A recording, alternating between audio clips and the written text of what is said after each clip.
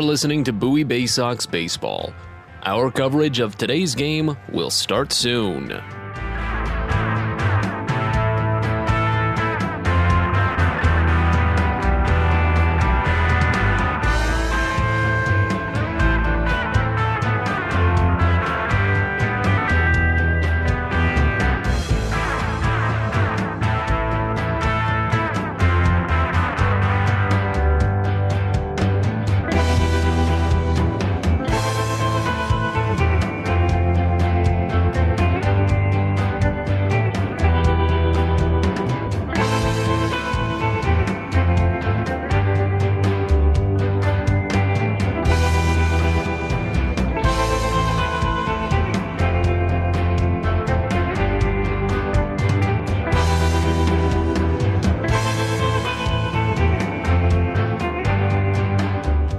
You're listening to Bowie Baysox Baseball.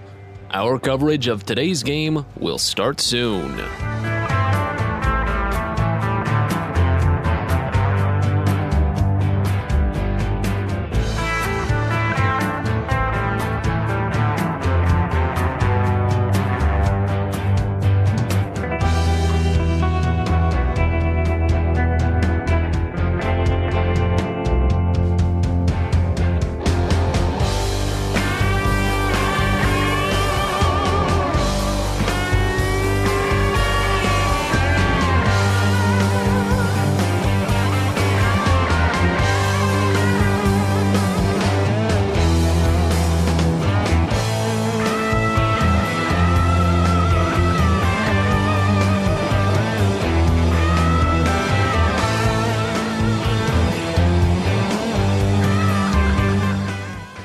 You're listening to Bowie Baysox Baseball. Our coverage of today's game will start soon.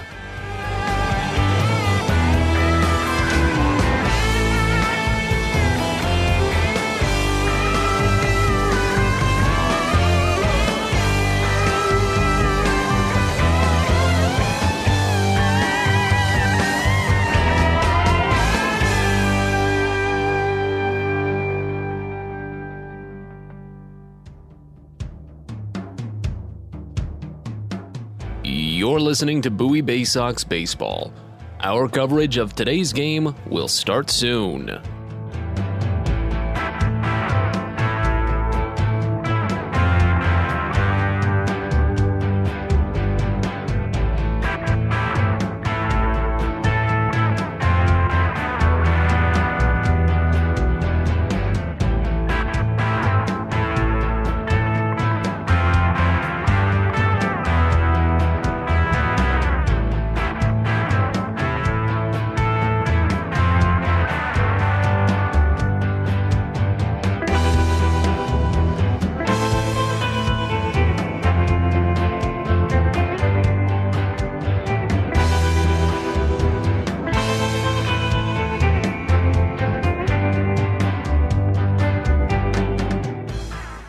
You're listening to Bowie Baysox Baseball. Our coverage of today's game will start soon.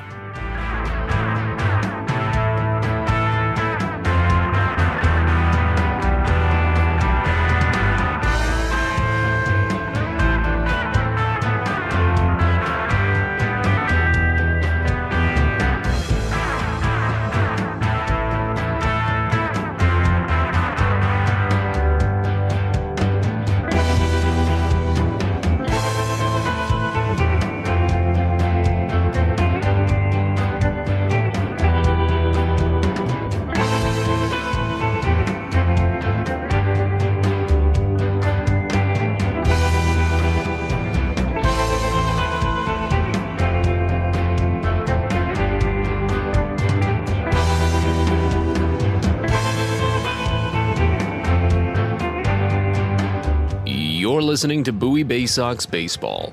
Our coverage of today's game will start soon.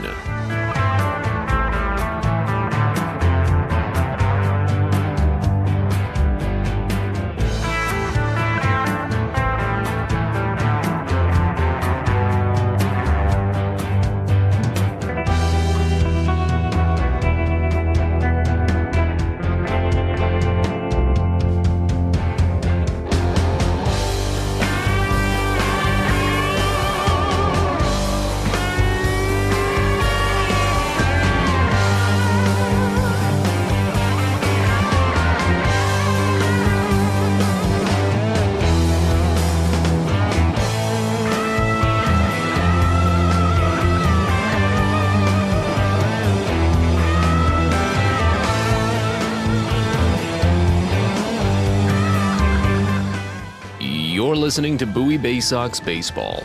Our coverage of today's game will start soon.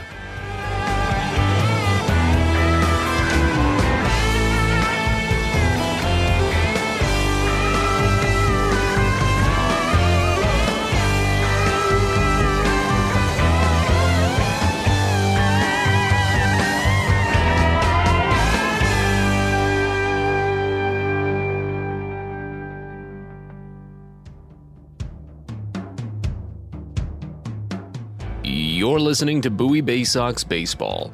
Our coverage of today's game will start soon.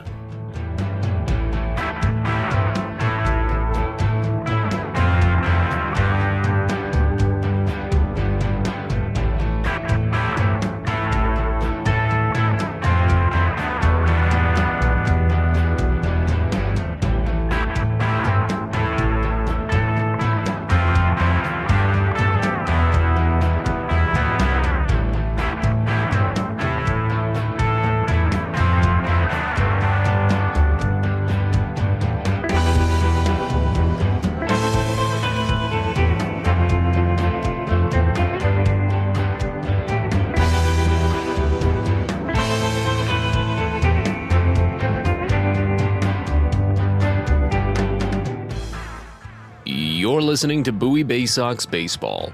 Our coverage of today's game will start soon.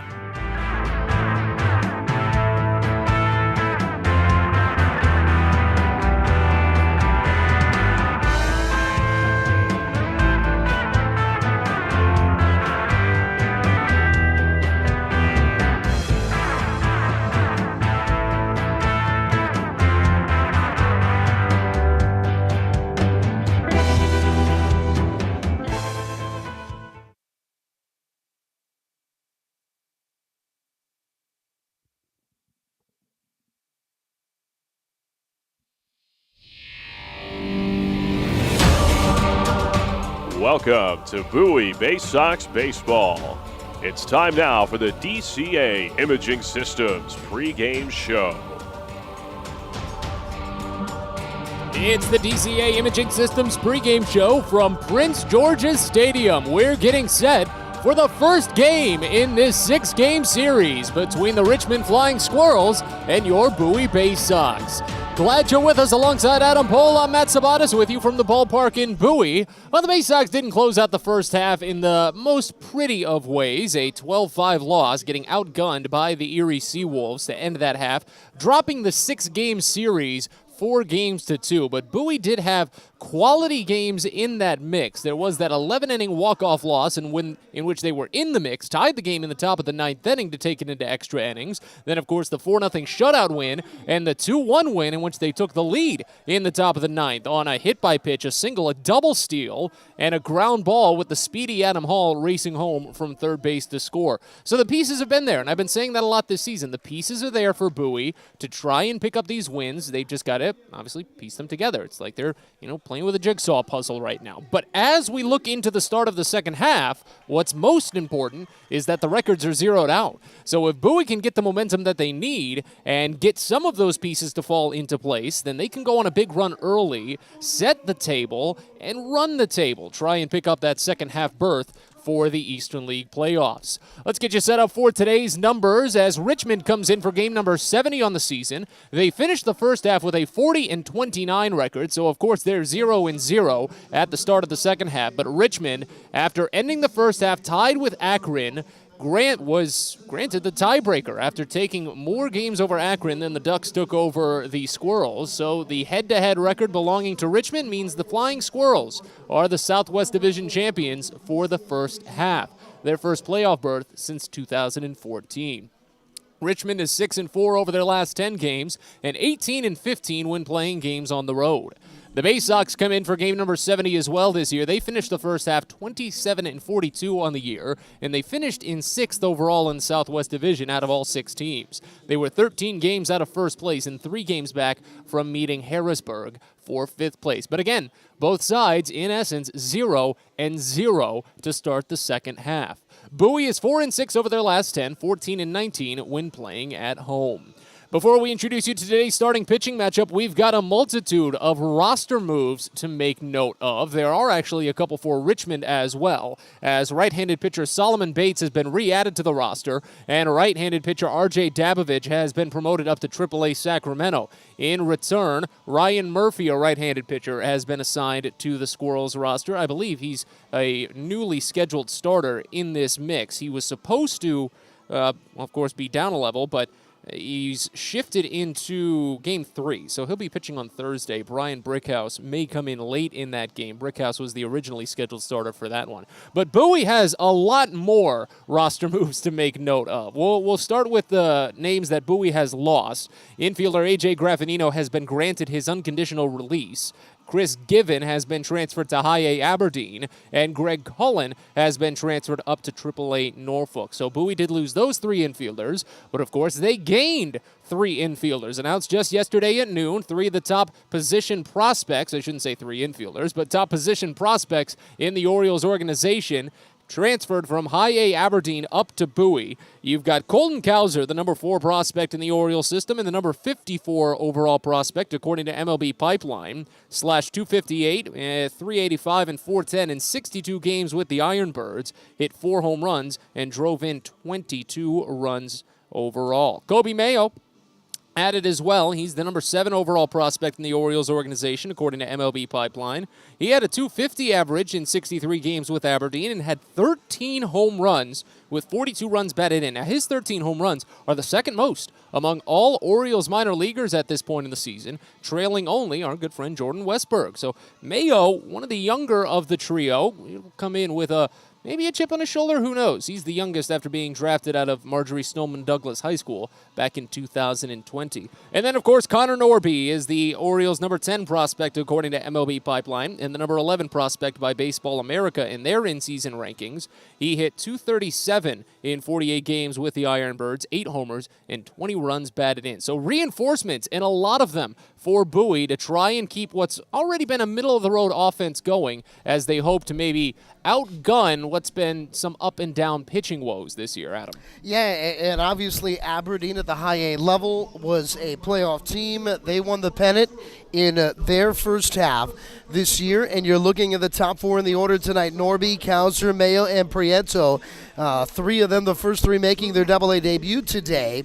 And Prieto was, of course, a big part of Aberdeen for the majority of the first half of the year. So this is a bit of a reconfigured Baysox offense, an exciting time with a lot of top picks in the Orioles organization that are able to make it up here to the Double-A level very quickly in their professional careers. Well, a quick run-through of today's starting pitching matchup. It'll be left-handed pitcher Jake Dahlberg going for Richmond, while right-hander Matt Harvey gets the start for the Baysox. Dahlberg, he's been on a very consistent run for the Squirrels, a 3-3 mark and a 3.77 ERA. He's worked at least 5 innings in 8 of his 12 starts and allowed 2 or fewer runs in half of his starts this season. His best work has come against the Baysox as well. Dahlberg has made 3 starts against Bowie and not allowed a single run in 16 1/3 innings. But you mentioned it, since we've got 1 through 4 as basically fresh faces to this lineup, especially in terms of Richmond, considering these 2 teams played so early in the season. There could be a different story to tell with the Baysox against Jake Dahlberg.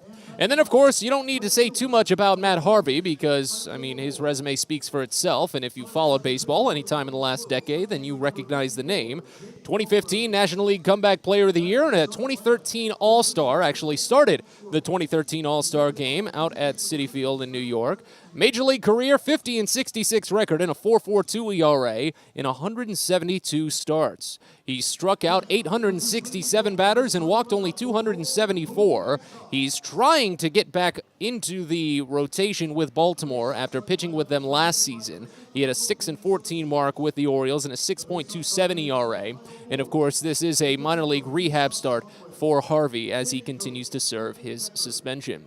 But it'll be Harvey and Dahlberg going toe-to-toe today as we continue with the DCA Imaging Systems pregame show. We break now and get you set up with our weekly chat with the skipper. Kyle Moore is our guest next. You're listening to Baysox Baseball. From sprains to stitches, sore throats to stomach aches, and pulled muscles to poison ivy, care is around the corner at Patient First. Walk in to see a doctor from 8 a.m. to 10 p.m. every day of the year. X-rays, lab tests, and prescription drugs are on site, and most major insurance plans are accepted. For routine illnesses and injuries, Patient First is here for you. Patient First, the name fits. Patient First, proud partner of the Bowie Baysox, open 8 a.m. to 10 p.m. every day.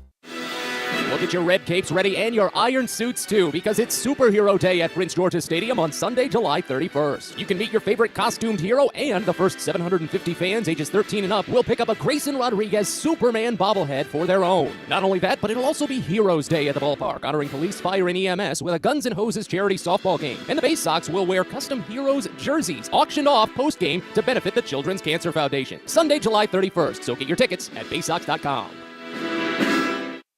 Everyone deserves a great smile, and Rad Orthodontics is here to help you, Bowie Baysox fans. Rad Orthodontics accepts most insurance, and whether it's braces or Invisalign aligners, anyone can get the smile they've always wanted with our flexible payment options. With two of the country's leading orthodontists right here in the DC area, we love to see Baysox fans smile with confidence. So get that amazing smile you deserve. Visit radsmile.com today and book your free consult. That's radsmile.com for Rad Orthodontics, official smile provider of the Bowie Baysox.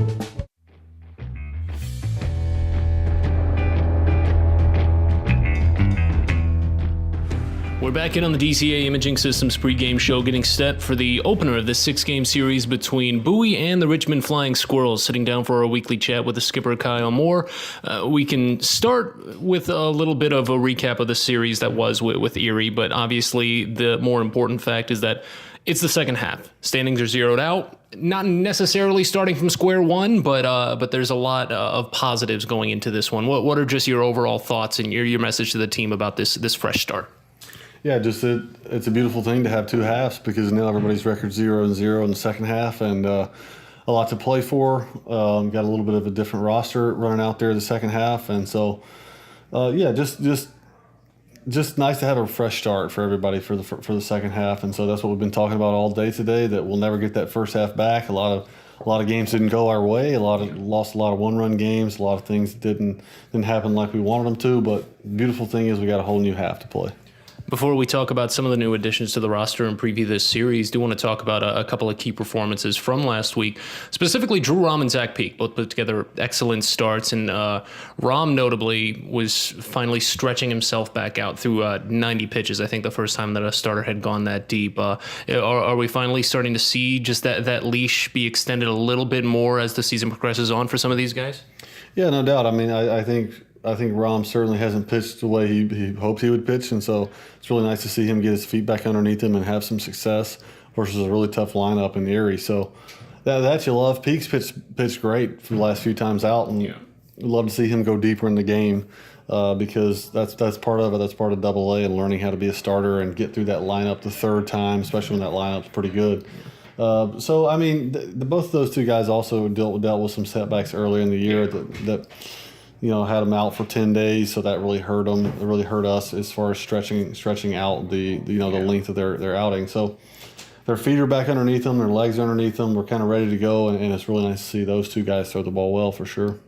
Now, of course, the big turnaround for the start of the second half was, of course, the promotion of three key Orioles prospects with Mayo, Norby, and Kauser. Let's start with Kauser, one of the higher-ranked prospects in the organization.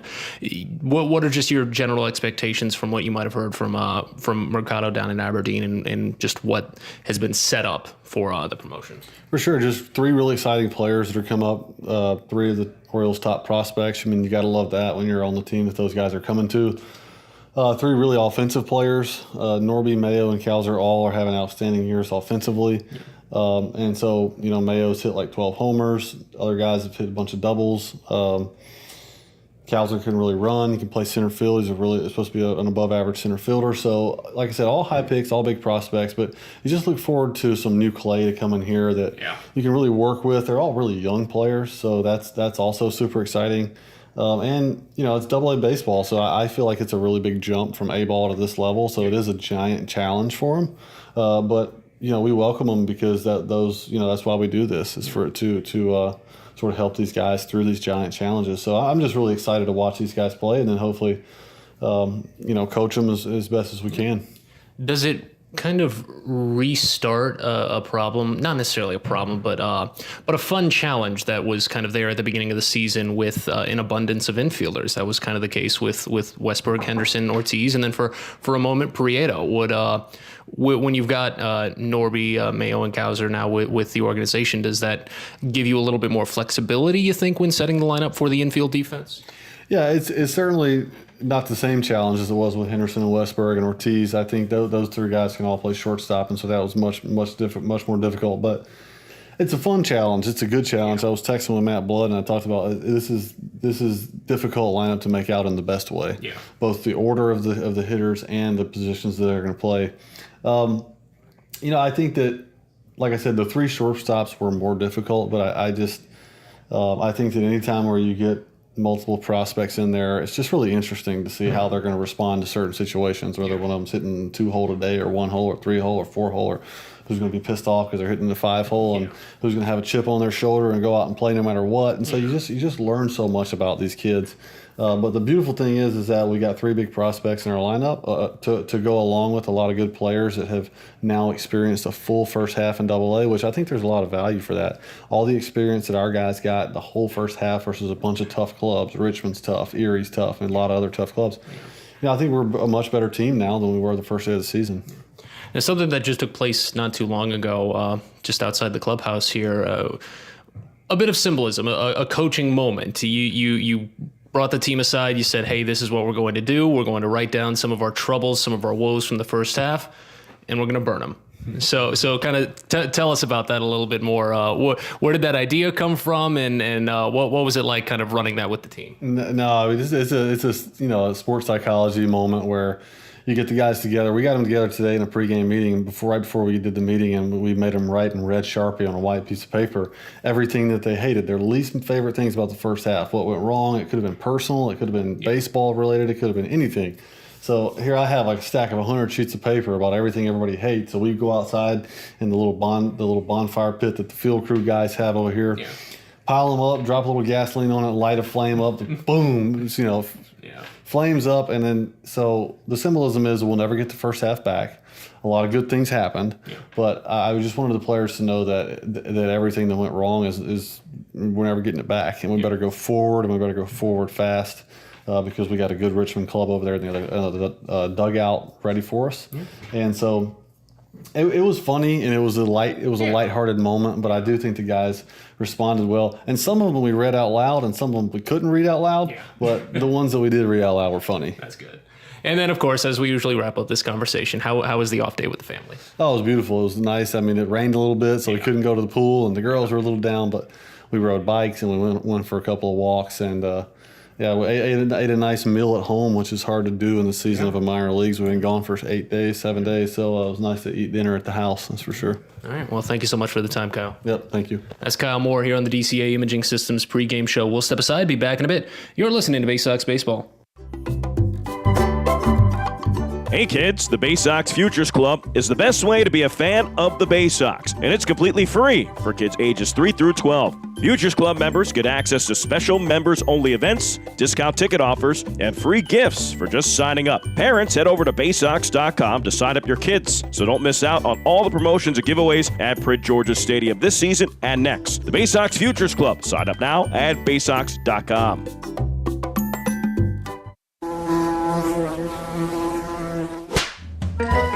Now is proud to partner with the Bowie Baysox and provide their pest control services. For all your residential and commercial pest control needs, call Pest Now. For general pest control, termite control, mosquito control, and all other pest control services, call Pest Now. You can reach us at 301-231-8300 or visit us online at www.pestnow.com. Are you interested in beginning or expanding on a career in the pipe fitting, pipe welding, or HVAC service industry? Are you interested in a career path that will set you up for life without experiencing any college debt? If you are interested in these things and you live in the DC area, the Steamfitters UA Local 602 Apprenticeship Program is the best choice for you. For more information about our apprenticeship program and how to apply, please visit steamfitters-602.org. That's steamfitters-602.org. Back to Prince George's Stadium for a quick moment. Teams have taken the field. We'll step aside one final time, get you Baysox baseball right after this. Sky Shooter Displays. At DCA Imaging Systems, we provide a tenured team of office technology professionals ready to be your trusted advisors. From document creation, output devices, scanning and workflow, to document security and storage, we understand people print, not printers. Give DCA Imaging a call, 301-577-1021, or find out more about how we can help you. DCAimaging.com. DCA Imaging Systems, office technology made easy. Fielder's Choice Flex Packs with the Bowie Baysox. The best value to see the best games at Prince George's Stadium. You could save up to 30% on your selected seat from day one and enjoy a number of exclusive member benefits, including flexible exchange options, discounts on suite rentals, special access to the Diamond View restaurant, and a free members collectible at your first home game of the year. Get your pack now by calling 301-464-4865 or heading online to baysox.com.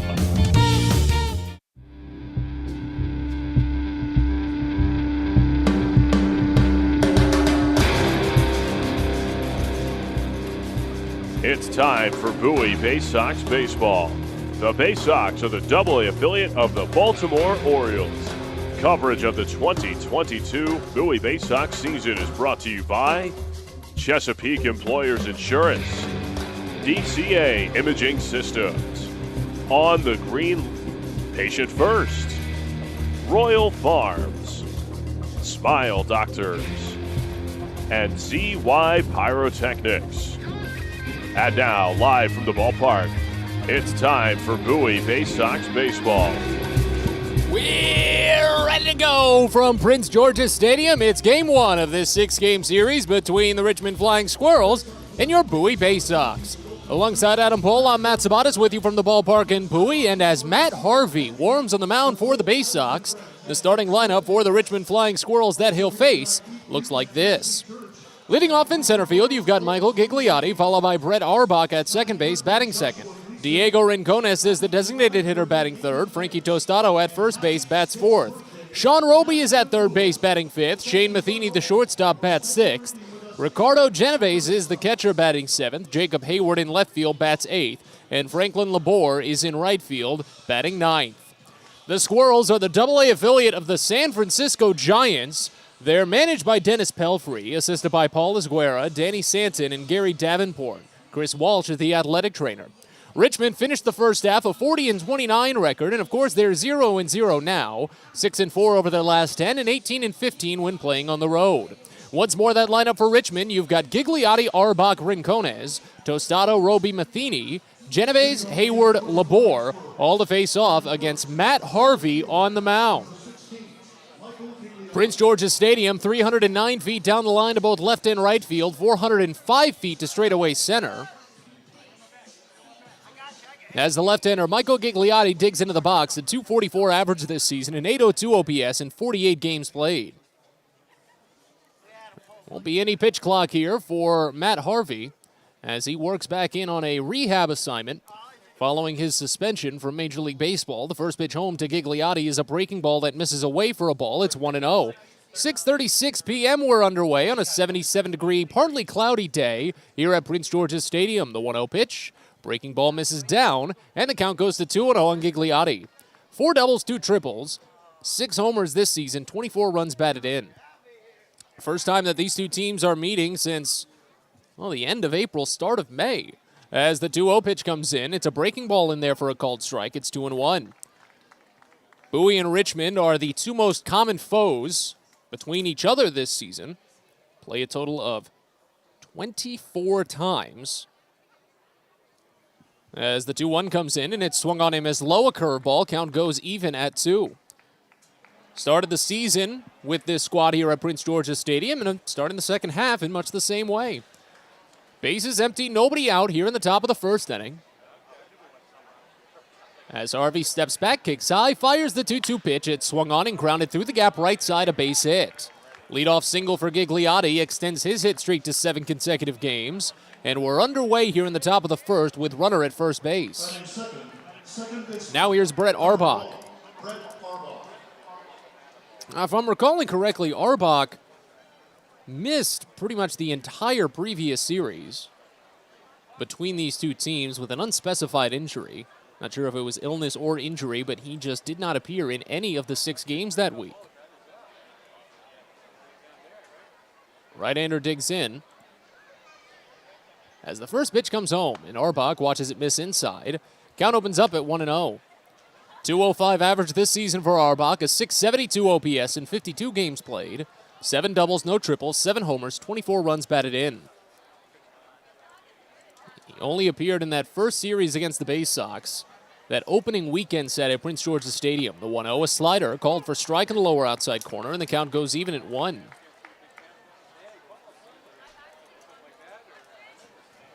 He went 4 for 14 against Bowie Arbach, had a homer, 3 runs batted in, 4 strikeouts and 2 walks in his first taste of Double-A ball. Here's the 1-1 pitch.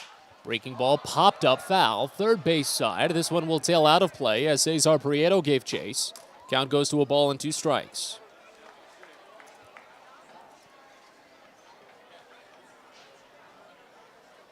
Very nice calm day here at Prince George's Stadium. Nice quiet Tuesday to get the week started as Bowie and Richmond will get the second half underway. Richmond winning the first half title with their 40-29 record. Finished tied atop the Southwest Division with Akron, but held the tiebreaker. The 1-2 pitch. Swinging a flare out toward left center field. Long run for Colton Kauser, but he makes the catch. First taste of Double-A action for Kauser, and he catches the fly out. Let's tell you about the defense for Bowie here in the top of the first. Hudson Haskin is in left field. Colton Kauser is in center. Zach Watson is in right. Cesar Prieto at third. Joey Ortiz at short. Conor Norby at second, and Andrew Dashbach at first. Maverick Handley catches behind the plate for Matt Harvey on the mound.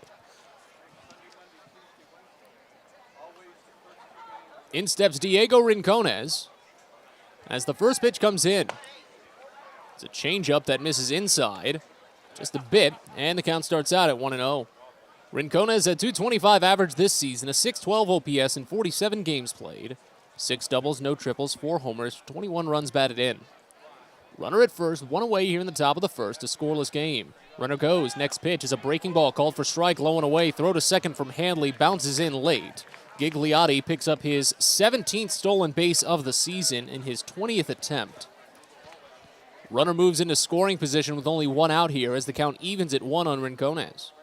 Matt Harvey, a 6'4", 220-pound, 33-year-old right-hander, initially drafted by the Mets with the 7th overall pick out of North Carolina.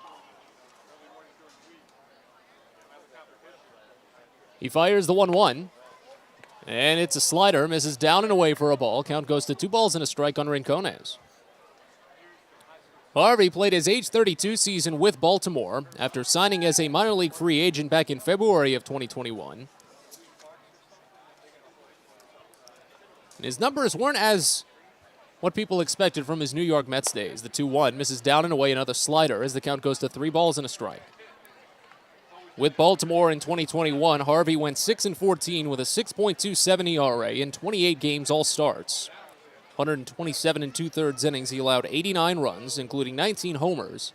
He struck out 95 and walked just 37. He looks back, runner at second. The 3-1 to Rincones is lined through the gap right side, a base hit. This one was hit well enough that it won't allow the runner at second to score. The throw comes in, and it is slightly up the line, but Gigliotti was fine to stop at third base as Rincones singles to right. He's got hits in back-to-back games now, and there's runners at first and third with still only 1 out here in the top of the first inning. First baseman, number 10, Frankie Tostado. And now Frankie Tostado, who's had quite the time hitting against Bowie pitching this season. 298 average overall for Tostado, an 838 OPS in 63 games played, 14 doubles, a triple, 10 homers, and 34 runs driven in.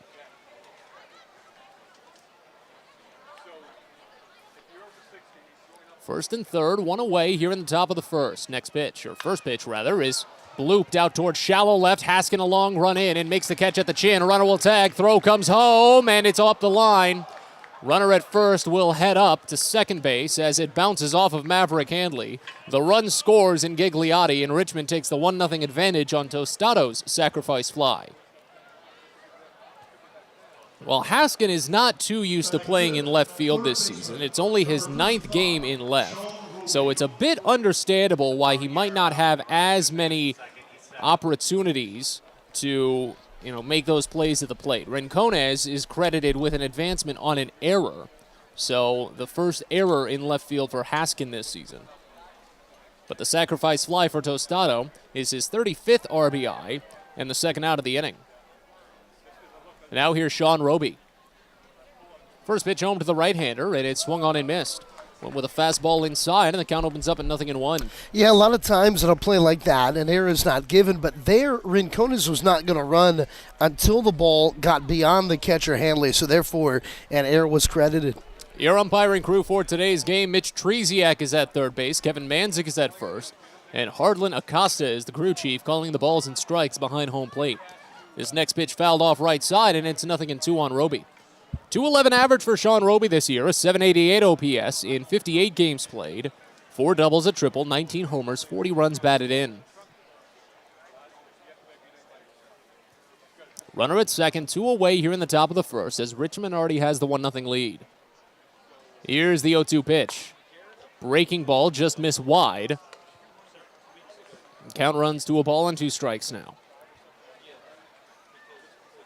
It's been a five-pitch mix for Matt Harvey in his career, primarily the four-seam fastball, of course, and then goes with the sinker more often than everything else after the fastball. The 1-2 pitch. This one hammered up the line, but foul. That's the power that Sean Roby had at the start of the season. Was the league's leader in home runs for the first month and a half of the year before he was overtaken by Erie's Kerry Carpenter. But with Carpenter now up to AAA Toledo in the Tigers organization, Roby is the active leader in the Eastern League with his 19 long balls. 1-2 the count remains. Harvey sends in, and it swung on and bounced off of the plate. Count holds. After the sinker, Harvey will use a slider about a fifth of the time, and then a curveball. Doesn't use the changeup actually all too often. At least that's what the numbers last year said. Just his second appearance here in 2022 after making a similar rehab start with High A Aberdeen. Tossed 6 innings. Another 1-2 to Sean Roby is lifted into deep center. Kauser backtracking, now stopping instantly in front of the warning track and makes the catch. He really put the heels on that stop as the inning comes to a close. 2 singles and a sacrifice fly give Richmond the early lead as we go to the bottom of the first. Bowie trails 1-0, and the Baysox are coming on up. You're listening to Baysox Baseball. When your commercial plumbing project calls for a job done safely and on time, then your job calls for the plumbers of Local 5 Washington, D.C. Local 5 will always deliver the most skilled and well-trained plumbing craftsmen in the DMV. If you're a contractor who needs safe jobs done well, you need the plumbers of Local 5 Washington, D.C. Start your partnership with them today. Visit local5plumbers.org. That's local5plumbers.org. At Luminous Health, we want you to feel your best. This summer, take the time to catch up on your annual health screenings. Visit us at our Anne Arundel Medical Center, Doctors Community Medical Center, or one of our primary care offices in your neighborhood. At Luminous Health, you are the MVP. Learn more at luminoushealth.org.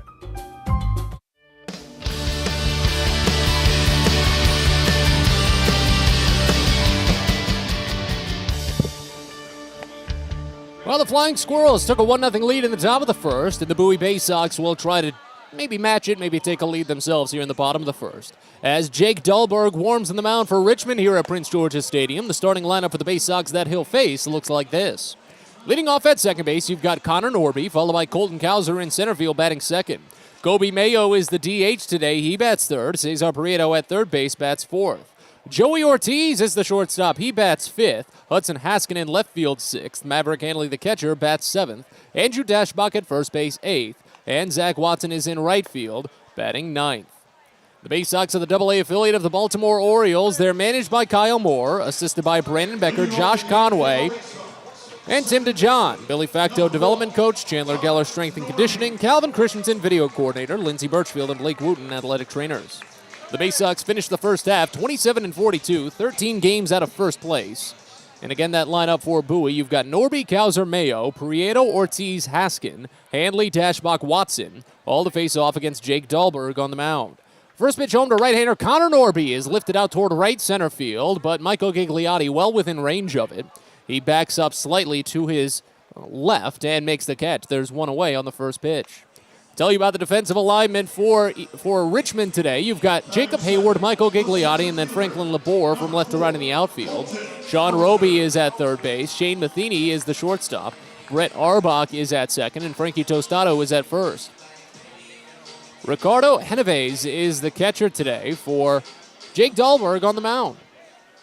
Home plate umpire Harlan Acosta is brushing a lot of dirt off of the plate before we get left-hander Colton Kauser into the box. Dahlberg, a 6-foot, 205-pound, 28-year-old left-hander from Vancouver, Washington, signed as a minor league free agent last year by the Giants. The first pitch home, Kauser watches a called ball miss away a slider. It's 1-0 to open. Dahlberg on the season with Richmond has gone 3-3 with a 3.77 ERA. 59 2/3 innings of work, the 1-0 pitch. Misses inside as the count goes to 2-0.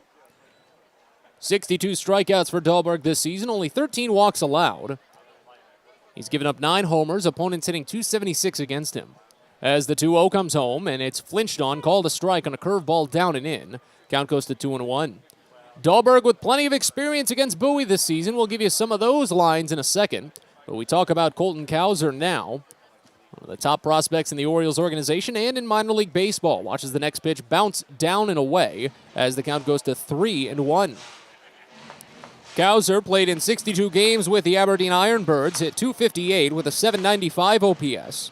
4 homers, 22 runs batted in. And 19 doubles and 2 triples.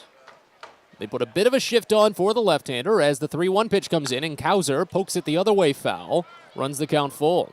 Dahlberg this season on full counts has opponents hitting just .172. He struck out 12 and walked 6. Kauser is ranked as the Orioles' number 4 prospect and the number 54 overall prospect in minor league baseball by MLB Pipeline. The 3-2 misses inside for ball 4. A fastball there to Kauser just missed.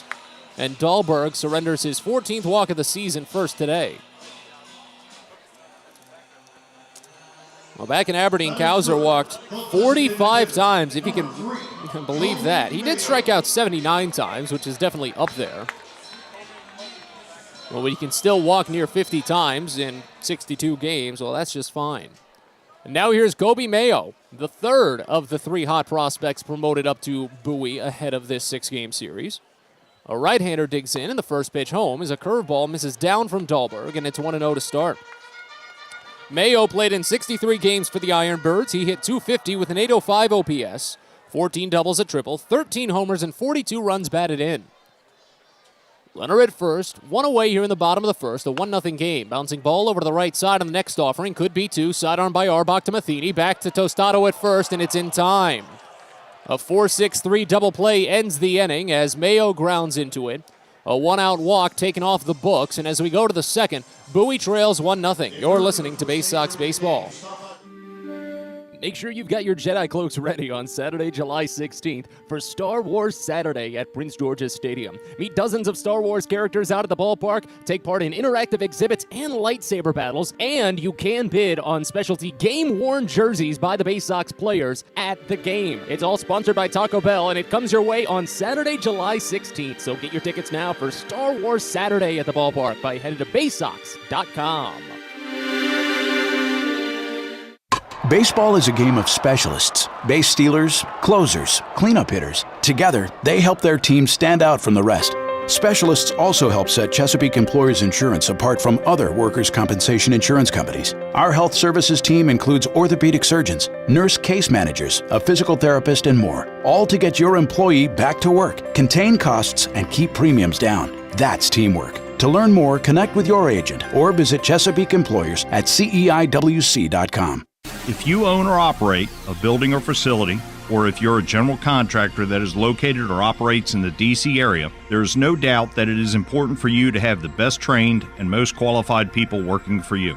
Members of Steamfitters UA Local 602 provide the highest level of HVAC, mechanical, and specialty piping services to the various customers we serve. For more information about the services we provide and for a list of companies you can hire, please visit steamfitters-602.org.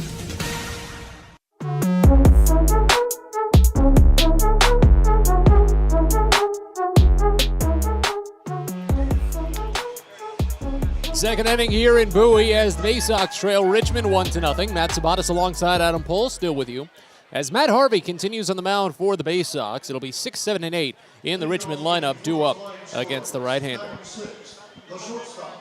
Shane Matheny will lead it off, a .291 average this season for Matheny, a .911 OPS in 50 games played. That's a great number. 6 doubles, a triple, 7 homers, 25 runs batted in. First pitch home to the left-hander is in there for a called strike, a breaking ball. Count opens up at 0-1. Well, that OPS statistic, that had me wondering where Gunnar Henderson might still rank when the season continues, because he still technically is qualified, as the next pitch is up and away for a ball. Count goes even at a ball and a strike. Here's the 1-1. Swing and a miss, breaking ball down, and the count goes to 1-2. So Henderson, he still qualifies among the league's leaders in average and OPS. And his OPS of 1025 is still the best. The 1-2 just misses at the knees. Went with the slider there, and the count runs even at 2.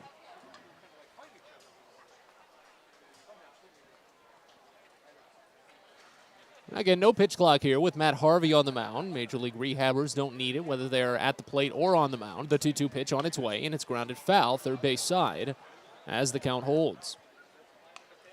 I'd have to think at this point, again, it's not a number that I keep too much track of. Unfortunately, it's not a number that's kept track of on the Gamecast here.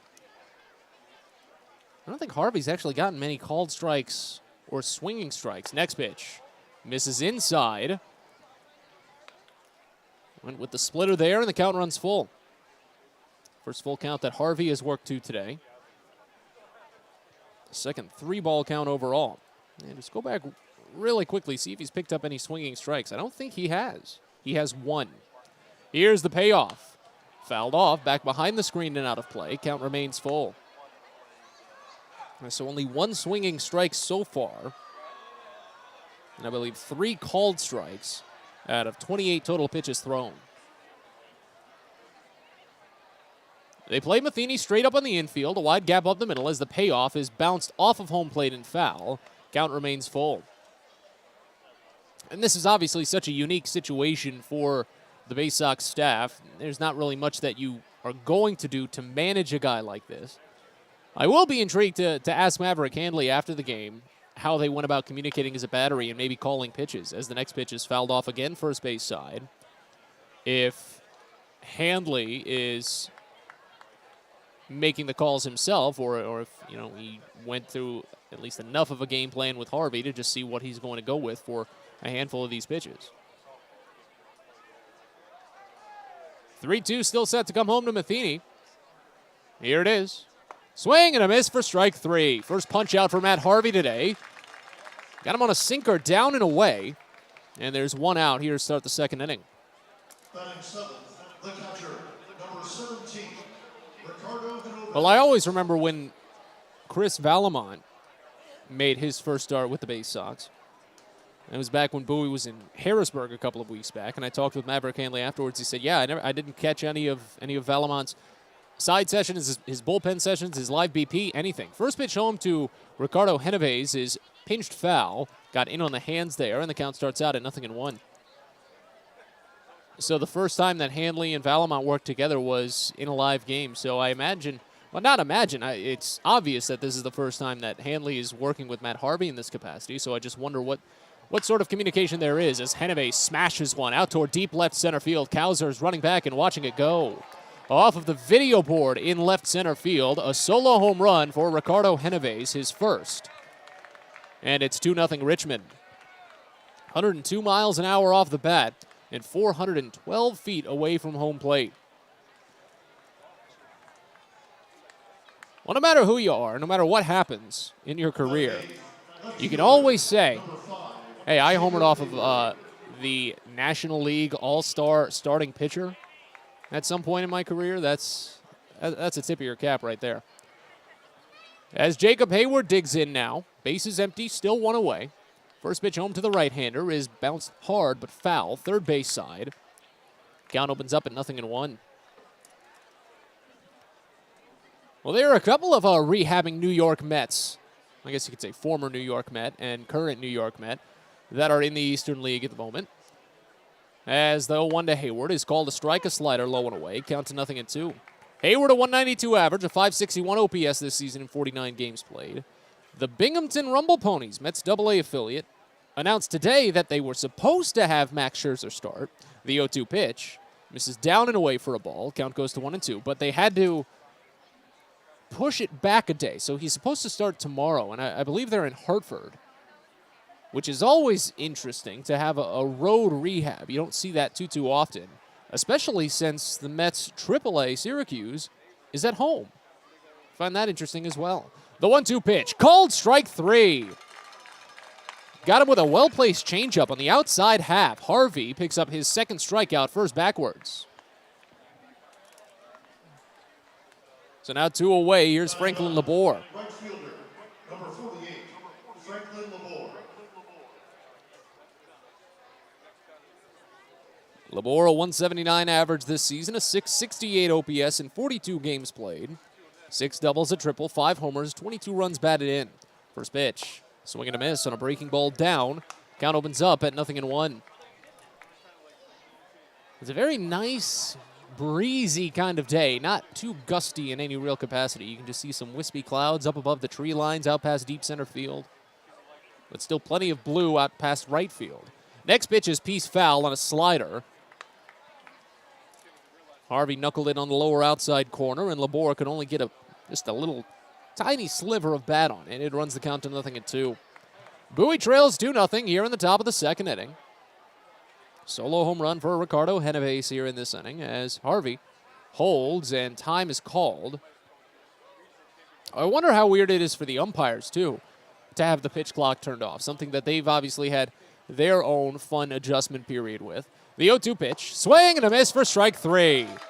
Another slider down and inside, this time from Harvey, and he strikes out 3 in the frame. But a solo home run mixed in the middle by Ricardo Genovese, and as we go to the bottom of the second, Bowie trails 2-0. You're listening to Baysox Baseball. On the Green Incorporated is your lawn care team, providing professional, organic-based lawn care programs for residential and commercial lawns. Our lawn care programs provide ballpark quality results. Each service is custom tailored with guaranteed results for even the toughest lawns. On the Green also offers outdoor pest control services. Mosquitoes, ants, ticks, and more. Safely and effectively control insects and enjoy the outdoors this summer with On the Green Incorporated. Go to onthegreeninc.com. Sky Shooter Displays by ZY Pyrotechnics will be lighting up the sky with top-of-the-line fireworks shows following Baysox games all season long. We will give you the best bang for your buck. Sky Shooter Displays include traditional shows, true pyro musicals, custom choreographed plays, and much more. The night sky is truly limitless, so don't be shy. Give ZY a try. Find out more by calling us at 570-328-1361 or visit us online, zypyrotechnics.com. Get the best deals at Prince George's Stadium with weekly promotions all season. Tuesdays are Military Appreciation Night. Purchase a box seat at the ticket office with a proof of service and you'll only pay half price. Bring along your furry friend on Woof Wednesday, and it's the best happy hour around every Thursday from 5 to 6:30. $2 Bud and Bud Light drafts with other beer specials throughout the year, and live music to get your night started. It's always a great time at the ballpark, so get your tickets now at Baysox.com.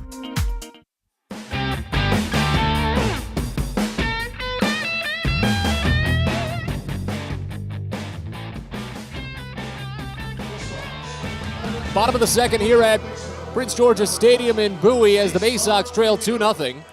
4, 5, and 6 in the Bowie lineup due up with Jake Dahlberg set to bat.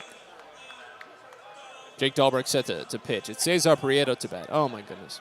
See, it was a long week. I'm just glad I caught myself from saying UPMC Park when we were at Prince George's Stadium. First pitch to Prieto is a nice breaking ball that moves its way back into the zone. That was an excellent slider to open it up at 0-1.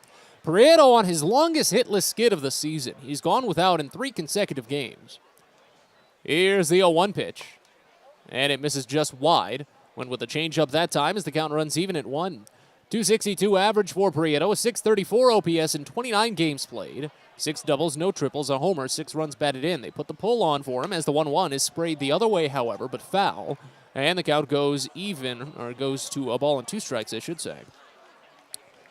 Bit of shadow pushing out from the left field corner at this point, but just about all 9 fielders still basking in the sunlight, even with their shadows respectively pushing across the right side of the field. The 1-2. Curveball misses down and away. Prieto saw it coming. He pulled back as the count runs even at 2. Bowie trails 2-0 here in the bottom of the second inning. As the 2-2 comes in, and it's a breaking ball, just nicked foul back to the screen as the count remains on Prieto. So I said it, a 3-game hitless skid for Prieto, his longest this season, with Bowie at least. And I looked back, it's actually the first time all year with Bowie that he's gone without in back-to-back games. So this is unprecedented for the left-hander. As the 2-2 comes in, and it misses just under the knees, a fastball, runs the count full. Prieto this season 2 for 7 on the full counts, 2 strikeouts, 4 walks. He's definitely had to bounce up and down in the lineup a couple of times lately, and I wonder if that might be affecting him some.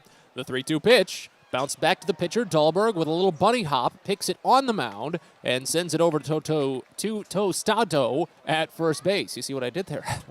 I had to really enunciate to get it done. 1-3 put out, and there's one away.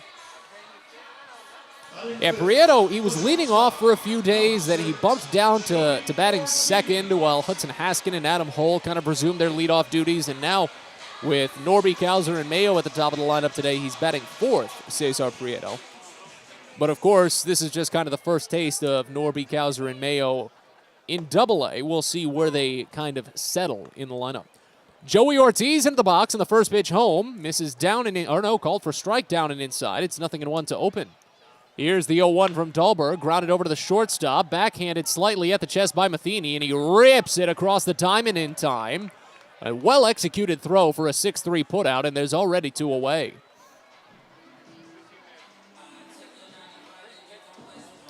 And now here's Hudson Haskin.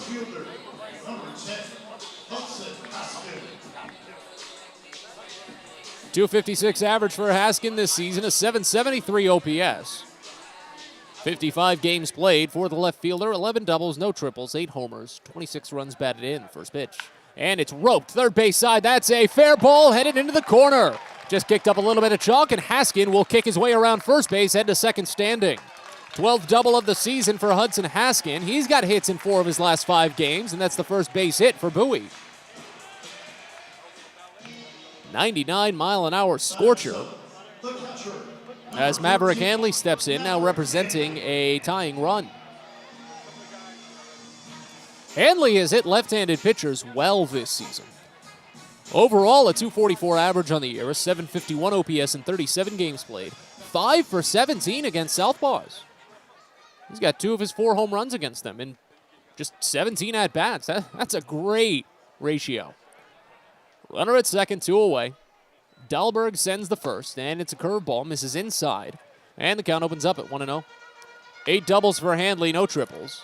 4 homers, 20 runs batted in.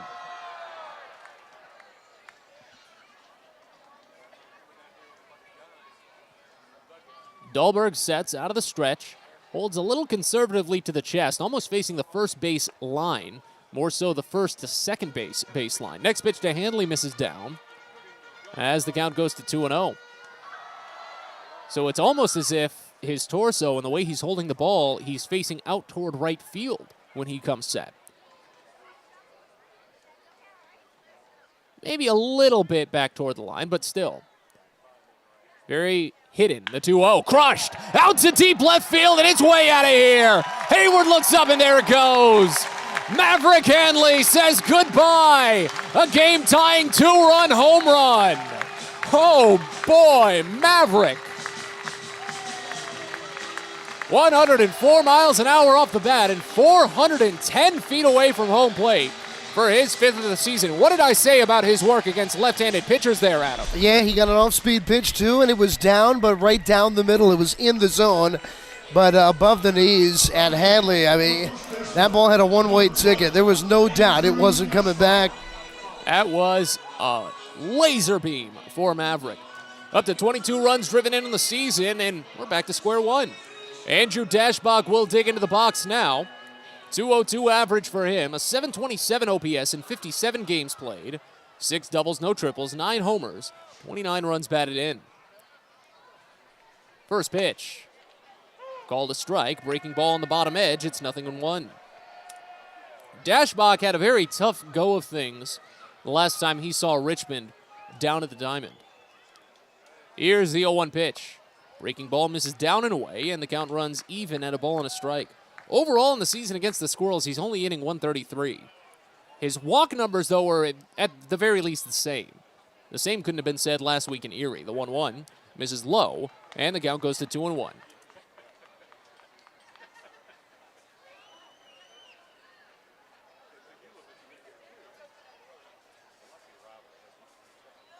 Here's the next offering, and this one's hammered up the line, third base side to the corner. If it's fair, it's gone, and it's gone! Andrew Dashbach says goodbye! Back-to-back jacks for the Baysox, and they lead 3-2.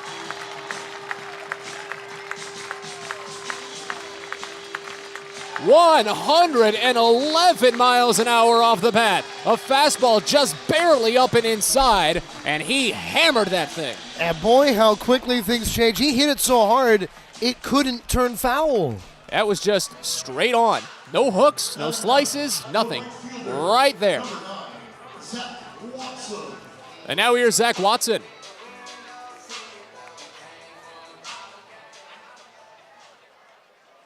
Number 9 batter for Bowie digs in. A 192 average this season in the first pitch. Misses down and away, a breaking ball. Count starts out at 1-0. So Dahlberg has now allowed 11 home runs this season, and all 11 have been to right-handed hitters. As the 1-0 pitch comes in, it's a breaking ball swung on and missed down, and the count evens at a ball and a strike. 572 OPS for Watson this season in 50 games played. 6 doubles, 2 triples, 4 homers, 13 runs batted in. Here's the 1-1 pitch, and it misses down. Count goes to 2-1. So a lot going on for Bowie over the last couple of days, and it looks like that they've exercised a few demons and brought some of the power back. The 2-1 pitch, late swing and a curveball down, and the count runs even at 2. Some 2-out magic here in the bottom of the second inning. A double by Hudson Haskin, a 2-run home run by Maverick Handley, and a solo blast by Andrew Dashbach, back-to-back home runs. The 2-2 pitch, swing and a miss. Watson goes down chasing on a curveball, and the inning is over. First strikeout for Dahlberg. He's once through the order. We're on to the third, but Bowie has taken the lead. Back-to-back home runs as they lead 3-2. You're listening to Baysox Baseball.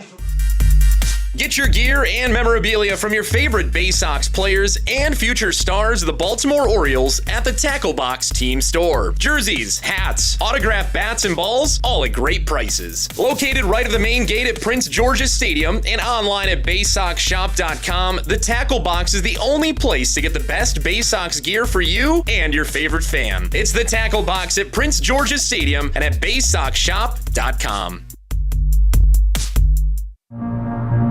At DCA Imaging Systems, we provide a tenured team of office technology professionals ready to be your trusted advisors. From document creation, output devices, scanning and workflow, to document security and storage, we understand people print, not printers. Give DCA Imaging a call, 301-577-1021, or find out more about how we can help you.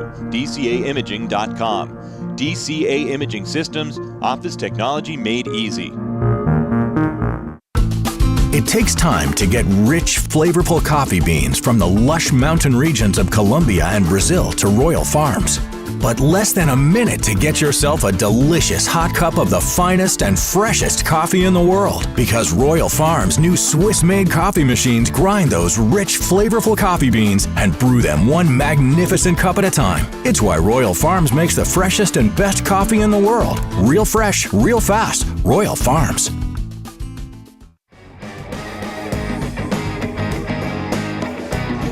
Back into Prince George's Stadium here on this beautiful Tuesday, late afternoon, early evening, as the Baysox hammer their way up 3-2 into the third inning. Matt Sabatis alongside Adam Pohl with you, and as Michael Gigliotti steps into the box to face off against Matt Harvey, we hand it off to Adam. Well, thank you so much, Matt. I'm telling you, last year the Baysox just out-homered everyone, and that is how they took a trek back to the AA Northeast League, now Eastern League's championship series, and what a start to the second half of the year in that regard. Here's the pitch, and a breaking ball in there for a strike from the rehabbing right hitter in Harvey, and the count is 0-1. Top of the order, second time through for Harvey here, as a changeup gets a wave and a miss, and the count is now 0-2. Now Harvey is not really your standard rehabbing big league ball player pitching with a minor league team. As he throws, and it's a check swing, and he went too far, says home plate umpire in Hardlin Acosta, strike 3. Boy, the last 4 retired by Harvey, all via the strikeout. And that changeup looking good there. There's 1 retired.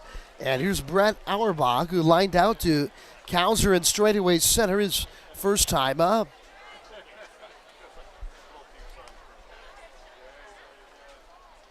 As here's the wind and the pitch, and it is a little bit up high with a fastball, and the count 1-0 here to Arbach. Harvey is serving a 60-game suspension for the distribution of a drug of abuse. He throws, and it fades beneath the knees, and it's 2-0. So he's not coming back off of an injury. He is still in that suspended time, and he's looking to ramp up to be ready when those days are over. That suspension began on April 29th. He delivers. And there's a strike with a fastball in the inside half of the plate. It's 2-1. To try to be ready to join the Orioles rotation. And what would be a second season for Harvey here with Baltimore. The 2-1. And a breaking ball chop right back to the mound. Harvey reaching away from his buddy, brings it in, and he throws out Arbach just to the first base side of the mound, and quickly 2 down.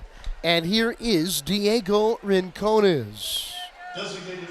Here we are. This will be Harvey's last start of June.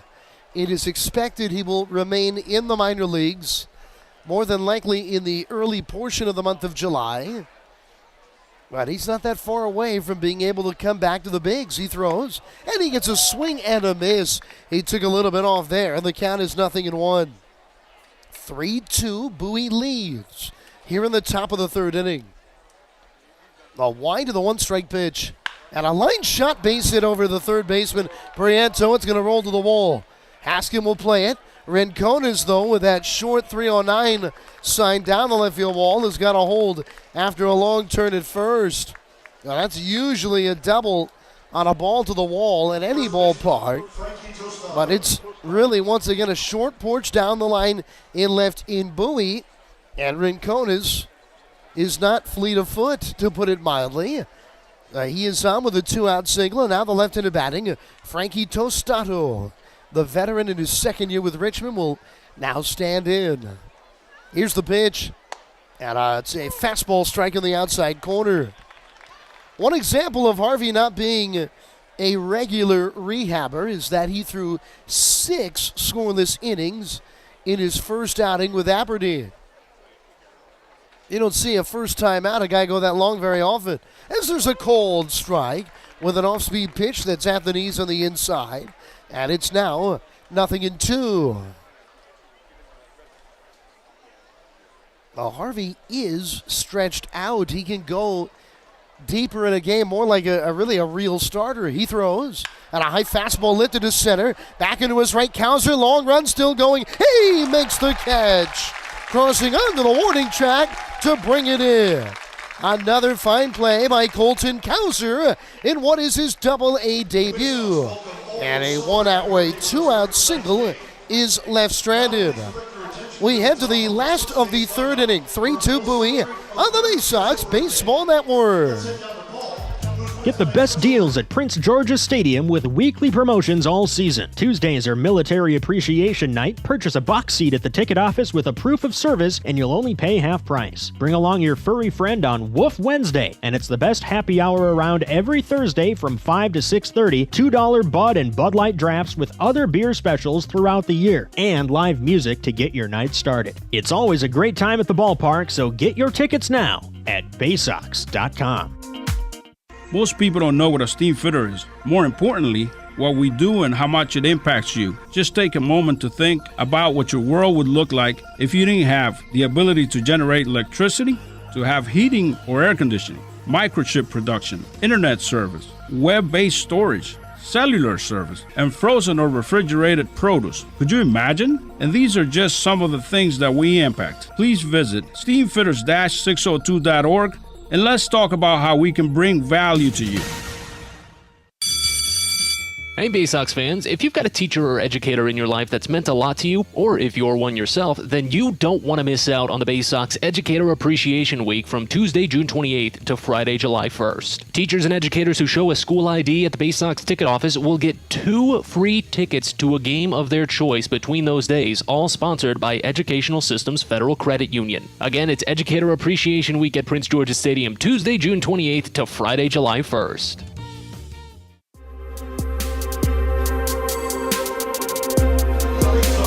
Well, it is a new-look Bowie Baysox team. Now,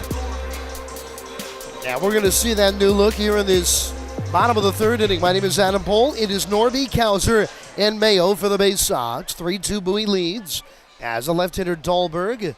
He throws, and a fastball grounded deep in the hole and short and through. It's a base hit.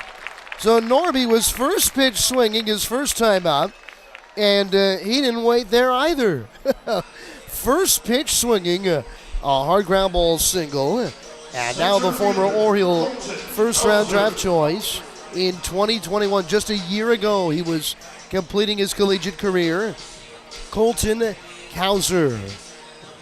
In fact, both Norby and Kauser, the first pieces of the Orioles 2021 draft to come here and reach the AA level. That is really a big marker in the growth of the system. As a swing and a ground ball chop foul into the Baysox dugout first base side. And the count 0-1. Kauser, known to be a guy that hits to all fields and an extremely patient hitter. And we saw him work a walk his first time up today as the veteran Dahlberg sets and throws. And a fastball just off the outside. And the count is now 1-1. Last year, Kauser, after signing, went to Delmarva. He played in 25 games, and he had 22 walks.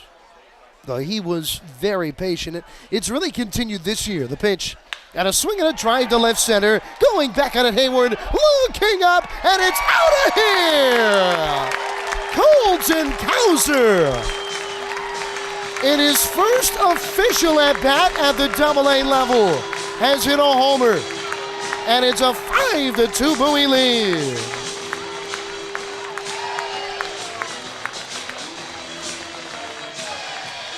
The ball is flying out of Prince George's Stadium tonight. Third Bowie homer in this just the third inning. And now we're going to get a visit here from Richmond's pitching coach in Paul Oseguera. So Kauser, that's a fastball down the middle at the knees, and he hits it out the other way to left center field. Shows you the kind of hitter he can be in that regard. He is a guy not afraid to drive it as a left-handed hitter towards left center. We saw so much of that with Gunnar Henderson in the first half of the year, and now we get a taste right out of the gate from Kauser. I mean, Kauser, many have talked about how he has not exceeded expectations this year, but look at it this way. The average on-base percentage for a player in the South Atlantic League in Aberdeen this year, .334. And Kauser's on-base percentage upon his promotion to Bowie, .385. I mean, it's 51 points above the league average. That's in the stratosphere. And he has been aboard twice tonight, including the homer. Here's Gobi Mayo. And here's the pitch. And he takes off speed down and away. Maybe just a little bit off a fastball from Dahlberg. 1-0. The Mayo, a high school draftee in 2020. The next one. And he takes another off-speed pitch, fading beneath the knees for ball 2. Massive power for Mayo. The 4th round pick in 2020, but he's signed for well above slot value. As he swings and it's a high fly to left field towards the line of the run. Hayward, it will be playable, and he gets over to make the catch on the run for the first out. And now another piece of the Ironbirds tree in their outstanding first half. Cesar Prieto to the plate. Well, the AAA schedule is a little bit different than low A, high A, and double A, but nevertheless, we're really at the halfway point of the year, and going away, Aberdeen has been the best team in the Orioles system. Pitch, and a breaking ball didn't break, up and in, and the count is 1 ball and no strikes. Prieto, of course, has already had a taste of double A.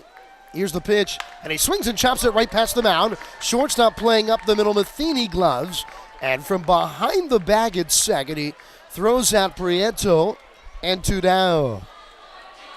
But how about Kyle Moore putting Norby, Kauser, Mayo, and Prieto 1 through 4 in the order tonight. Prieto is playing in his 30th double-A game, while the other 3 making their debut. As here's Ortiz. It is really a new face to this Baysox ball club. As from the stretch, the veteran Dahlberg throws, and a breaking ball bounces in front of the plate, ball 1. Greg Cullen has gone up to AAA Norfolk. Chris Given, who gave the Baysox a spark in 8-game series, down to Aberdeen. And we wish all the best to A.J. Graffinino, as a changeup is up high, and it's 2-0 here to Ortiz, as Graffinino was released.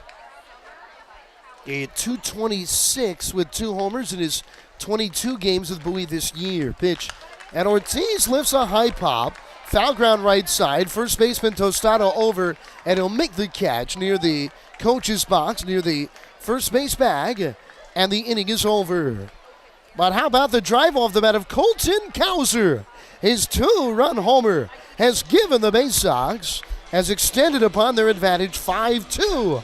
Bowie in front of the Baysox Baseball Network.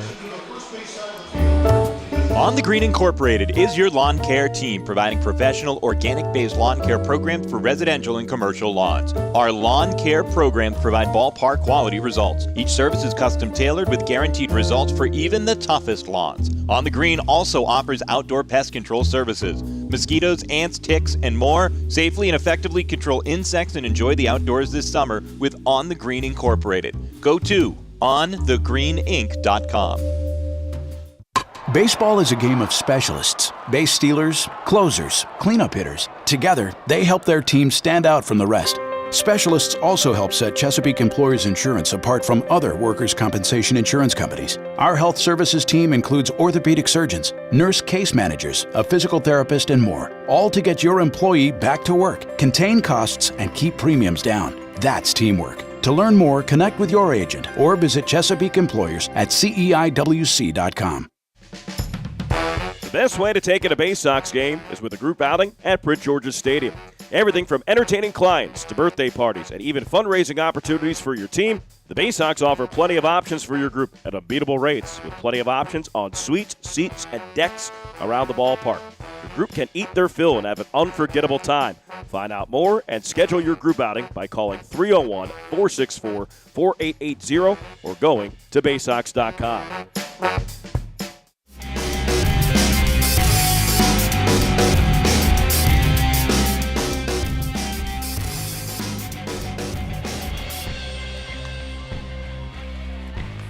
We welcome you back here to Bowie, where the Baysox have hit 3 homers. Hanley, Dashbach, and Kauser in his Double-A debut, and the Bowie Baysox into the 4th inning have a 5-2 lead. They've scored 5 in a row.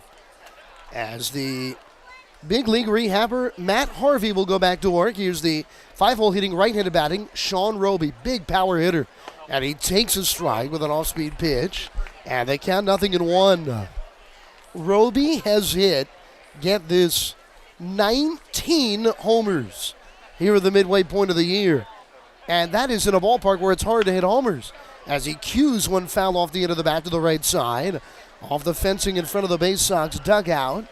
And it's 0-2. He's got 45 hits on the year. 19 of them home runs. So he is an Adam Dunn-esque character. Down 0-2 as Harvey throws. And it's in there for strike 3, a fastball that nearly went right down the middle. That's the 5th strikeout for Harvey, 1 down. And now the shortstop, Shane Matheny, will come to the plate. Though Harvey looking to get back to the big leagues where he was such an incredible force early in his career. He throws, and it's up high, ball 1. Harvey was featured after his incredible start to 2013 with the Mets in Sports Illustrated. As a swing and a lifted fly down the line in left. Haskin is cutting over into the corner, and it sneaks out of here. A home run. Wow. Right down the left field line. Matheny over the short porch. His 8th home run of the year. And it's a 5-3 ball game. As that ball is not out of many in this Eastern League or throughout professional baseball. And now Ricardo Henovis, who homered his first time up, is in, and Richmond has reclaimed some momentum. It's 5-3. Now Harvey is into the wind, and here's the pitch. And it's a lifted pop, foul ground right side. Dashbot coming over near the seats, but he runs out of room, and the count is 0-1. Matt Harvey was so dominant in that 2013 that he was named to the National League All-Star team in his first full season, and he was given the nickname the Dark Knight. Of course, the Mets have Gotham kind of on the back patch of their logo, as there's a chopper foul off to the third base side, and it's now 0-2. They were into the DC comic characters. They had Noah Syndergaard, he was Thor. They had David Wright, he was Captain America. But the Dark Knight was Harvey, and he still is. He throws, swing and a miss. He got him with an off-speed pitch, and there's now 2 down. 6th strikeout for Harvey today. And now Jacob Hayward will come to the plate. And Harvey was injured for the 2014 season, but he came back and had a masterful 2015. He was the comeback player of the year in the National League. And he was the ace of a Mets team that went all the way to the World Series. As he deals a fastball up and in. And they count 1 ball and no strikes to Hayward. In fact, when he was an all-star in his first full season, he joined an incredible list. As a breaking ball cut and a miss, count 1-1. He was the 4th ever New York Mets pitcher, going back to their 1962 beginnings, to reach the Big League All-Star game in his first full season. And the other names on the list read like New York Mets royalty. 1-1, and a lifted foul back out of play off a fastball. The first to do it was Tom Seaver in 1967. He was pretty good. Then Jerry Koosman in 68. And maybe one of the greatest rookie pitchers of all time, the great Dwight Gooden in 1984. The wind of the 1-2 to Hayward. And it's diving down low. And the count evens, 2 balls and 2 strikes. As he went off speed there. 5-3, Bowie leads. The ball is flying out of Prince George's Stadium today. Top of the 4th, here's the pitch. Swing and a miss, he got him, and he got him with a changeup. On the inside half of the plate, and for a second time tonight, Harvey strikes out the side. He has fanned 7 in 4 innings. On to the bottom of the 4th we go. 5-3 Bowie. on the Baysox Baseball Network. Sky Shooter Displays by ZY Pyrotechnics will be lighting up the sky with top-of-the-line fireworks shows following Baysox games all season long. We will give you the best bang for your buck. Sky Shooter Displays include traditional shows, true pyro musicals, custom choreographed plays, and much more. The night sky is truly limitless, so don't be shy. Give ZY a try. Find out more by calling us at 570-328-1361 or visit us online, zypyrotechnics.com. Well, it's a busy day at Prince George's Stadium on Sunday, July 17th. Princesses and Pirates Day at the ballpark. Don your shiniest crown, wear your fanciest slippers or your peg leg and your eye patch as Prince George's Stadium transforms into a fun fairy tale castle and a swashbuckling ballpark. It's also Louie's birthday bash. Many of Louie's mascot friends will be on hand to celebrate what should be just a fantastic day at Prince George's Stadium. That's Sunday, July 17th, so get your tickets now at baysox.com. At DCA Imaging Systems, we provide a tenured team of office technology professionals ready to be your trusted advisors. From document creation, output devices, scanning and workflow, to document security and storage, we understand people print, not printers. Give DCA Imaging a call, 301-577-1021, or find out more about how we can help you. DCAimaging.com. DCA Imaging Systems, office technology made easy.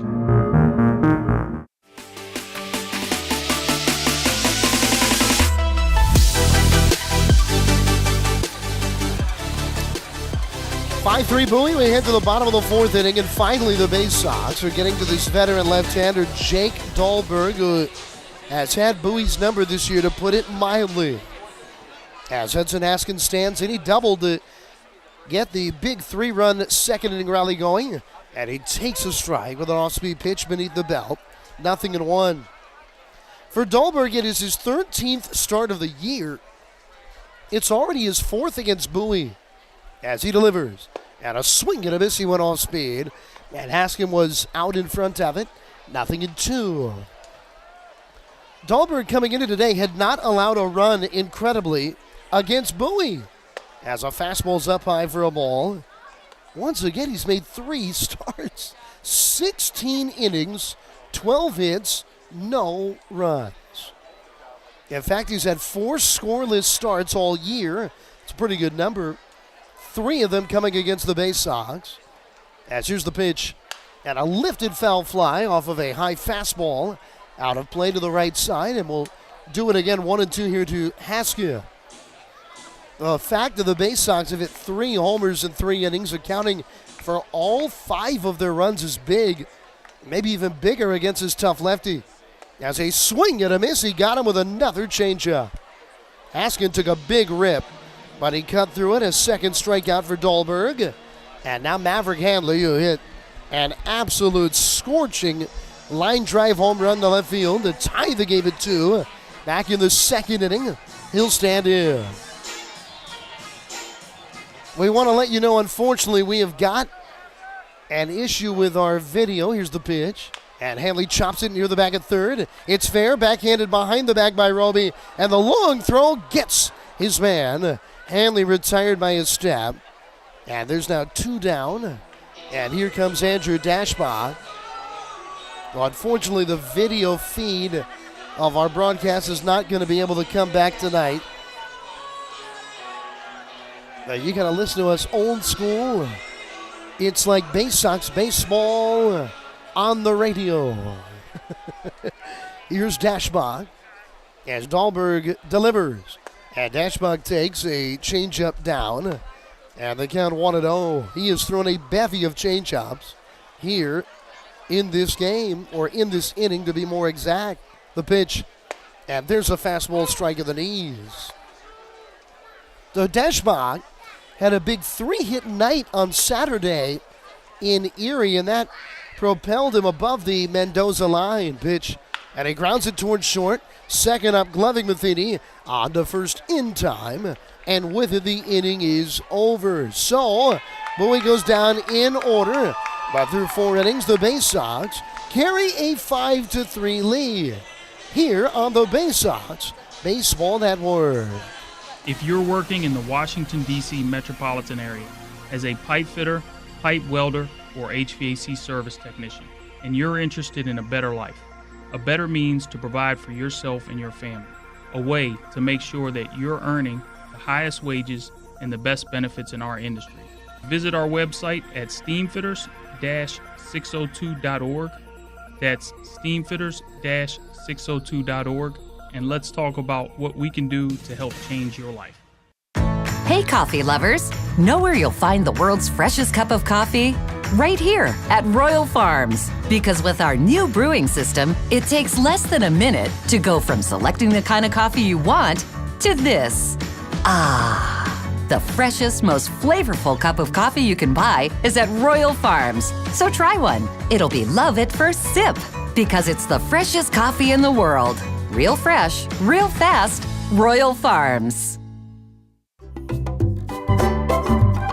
Hey kids, the Baysox Futures Club is the best way to be a fan of the Baysox, and it's completely free for kids ages 3 through 12. Futures Club members get access to special members-only events, discount ticket offers, and free gifts for just signing up. Parents, head over to Baysox.com to sign up your kids, so don't miss out on all the promotions and giveaways at Prince George's Stadium this season and next. The Baysox Futures Club. Sign up now at Baysox.com.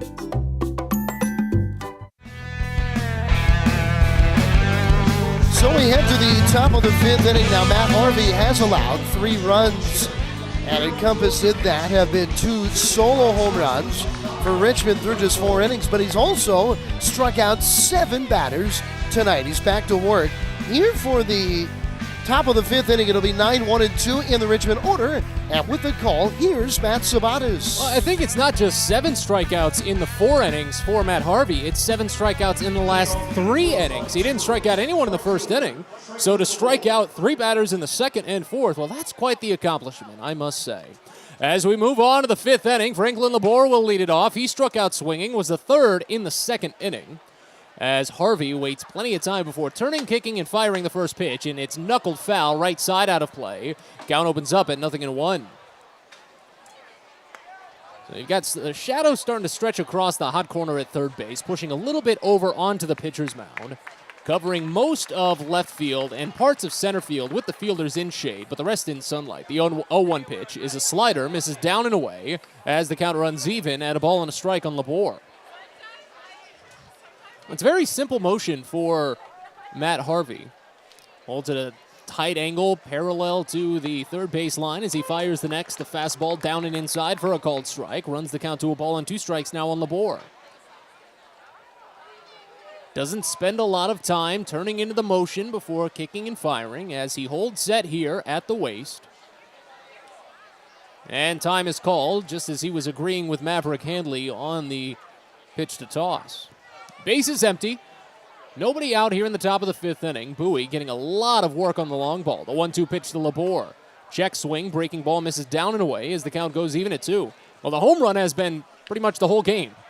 You've got the 2 home runs, the solo blast from Richmond, and then all 5 Bowie runs have come off of the long ball. Colton Kauser's 2-run home run in the 3rd inning as well. Here's the 2-2 to Labor. Curveball misses down and away, and the count runs full.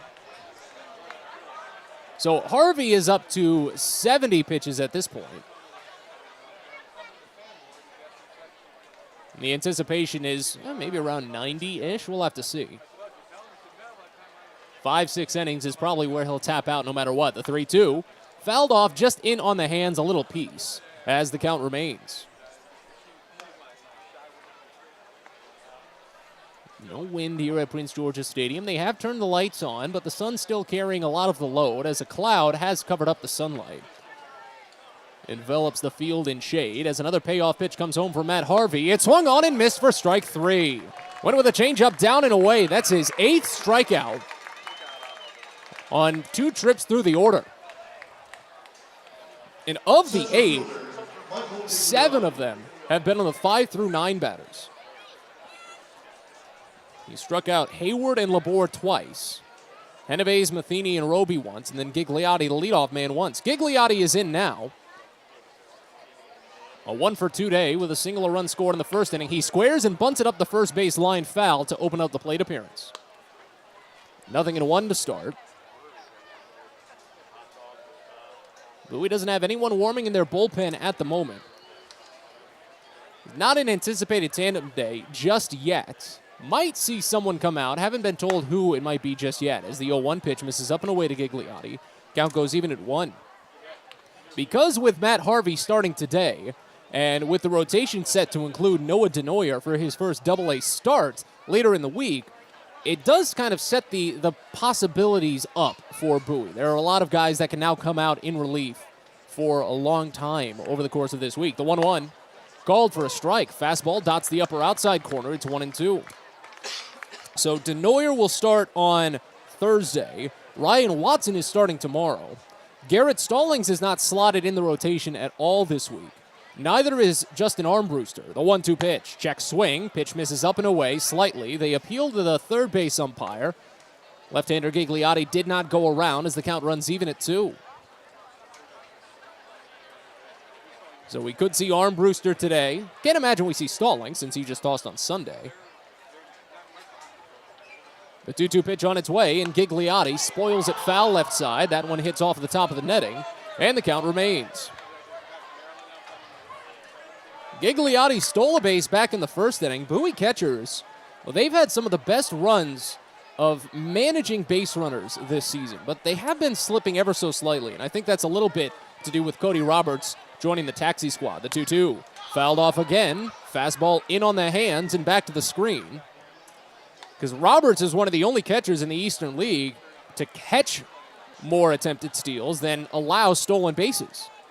Over 50% caught stealing rate. Maverick Hanley is still good, but he's only averaging about 1/3. The 2-2 misses inside for ball 3. And the count runs full on Gigliotti. Lengthy plate appearance as it extends into what should be a 7th pitch. On its way from Harvey, and it's bounced over to second. Norby gloves it between the legs, uprights, and shuffles a little bit to charge the throw to first. Gets it there with plenty of time to spare. A 4-3 putout, and there's 2 away. That's the first non-strikeout out for Matt Harvey since Frankie Tostado flew out to center field in the 3rd inning. Now here's Brett Arbach. Well, how about the parallels between hot infield prospects homering in their Double-A debut at this ballpark between Arbach and Colton Kauser today? First pitch home to Arbach is a curveball called for strike in the lower outside corner. It's 0-1. Arbach on opening day clubbed a home run for the Squirrels. Part of Bowie's opening day loss to Richmond, 7-5. As the 0-1 comes in, and it's muscled foul right side, out of play, and the count goes to 0-2. And then Colton Kauser today going the opposite way for his first Double-A home run.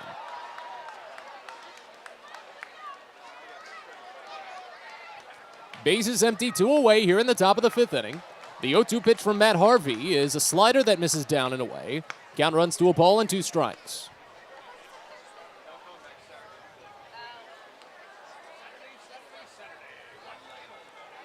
Mild shift on for Arbach. Obviously, it's more notable that 2 infielders have to be on the right side as the 1-2 is again fouled off the other way. Count remains. Arbach, surprisingly though, goes the other way more often. So it is interesting that they put as much of a gap slightly up the middle and a decent gap on the right side with the second baseman Conor Norby practically on top of the base when Arbach goes the other way 37% of the time. The 1-2 pitch, he goes the other way but foul into the netting right side as Matt Harvey is continuing to just labor through these past 2 plate appearances. It was a 7-pitch battle with Franklin Labor to open the inning, an 8-pitch battle with Michael Gigliotti, and we're about to get to a 6th pitch here with Brett Arbach. Jensen Elliott is tossing the bullpen for Bowie as Harvey tries to at least get out of this inning and set himself up for a win. The 1-2 pitch misses just high a fastball. That one had to be predicated on height because on the readout it looked to be in there. And that is now the 86th pitch thrown by Harvey in this game. Still fewer than the season's high for a Baysox pitcher. The 2-2 pitch is in there for strike 3. Punch the fastball on the lower outside corner. Harvey strikes out his 9th and faces the minimum here in the 5th. Halfway home here at Prince George's Stadium as the Baysox lead 5-3. You're listening to Baysox Baseball.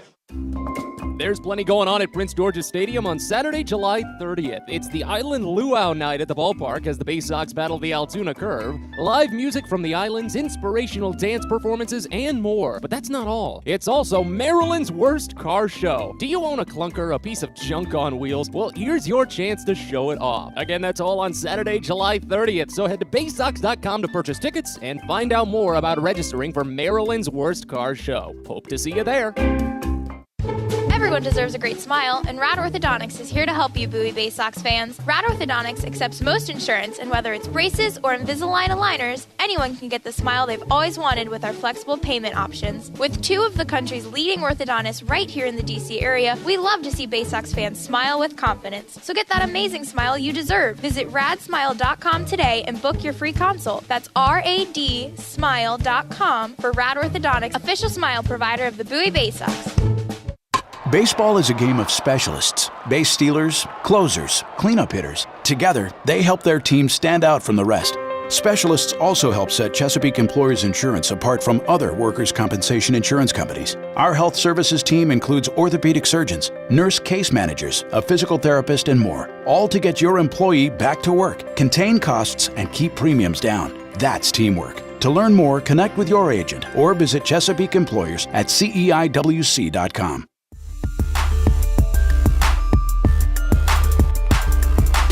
Fans, don't forget, because it's coming up soon, Friday, July 15th, Dynamite Night at Prince George's Stadium with legendary actor and comedian Jimmy J.J. Walker making his way out to the ballpark. Special VIP meet and greet packages are available, and a newly announced bucket hat giveaway for the first 750 fans, so get your tickets now for Dynamite Night at Prince George's Stadium.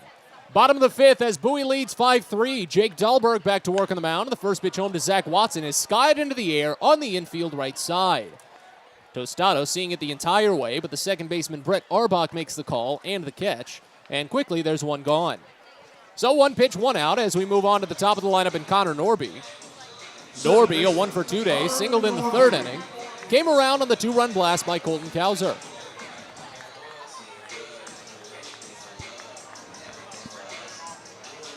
So each of these three key prospects leading off the lineup for the Baysox. As the first pitch comes in and Orby watches a pitch miss away as the count starts out at 1-0. They all came in riding 3-game hit streaks with Aberdeen before joining the Baysox. Starting this series, the 1-0. Breaking ball misses away, and the count goes to 2-0. So it looks like I was right as well when speaking on Matt Harvey and the possibilities he creates for potential back-end bullpen arms. Justin Armbruster is warming in the bullpen for the Baysox as the next pitch to Norby is fouled off right side. Count goes to 2-1. Armbruster made his Double-A debut against the Seawolves and pitched well.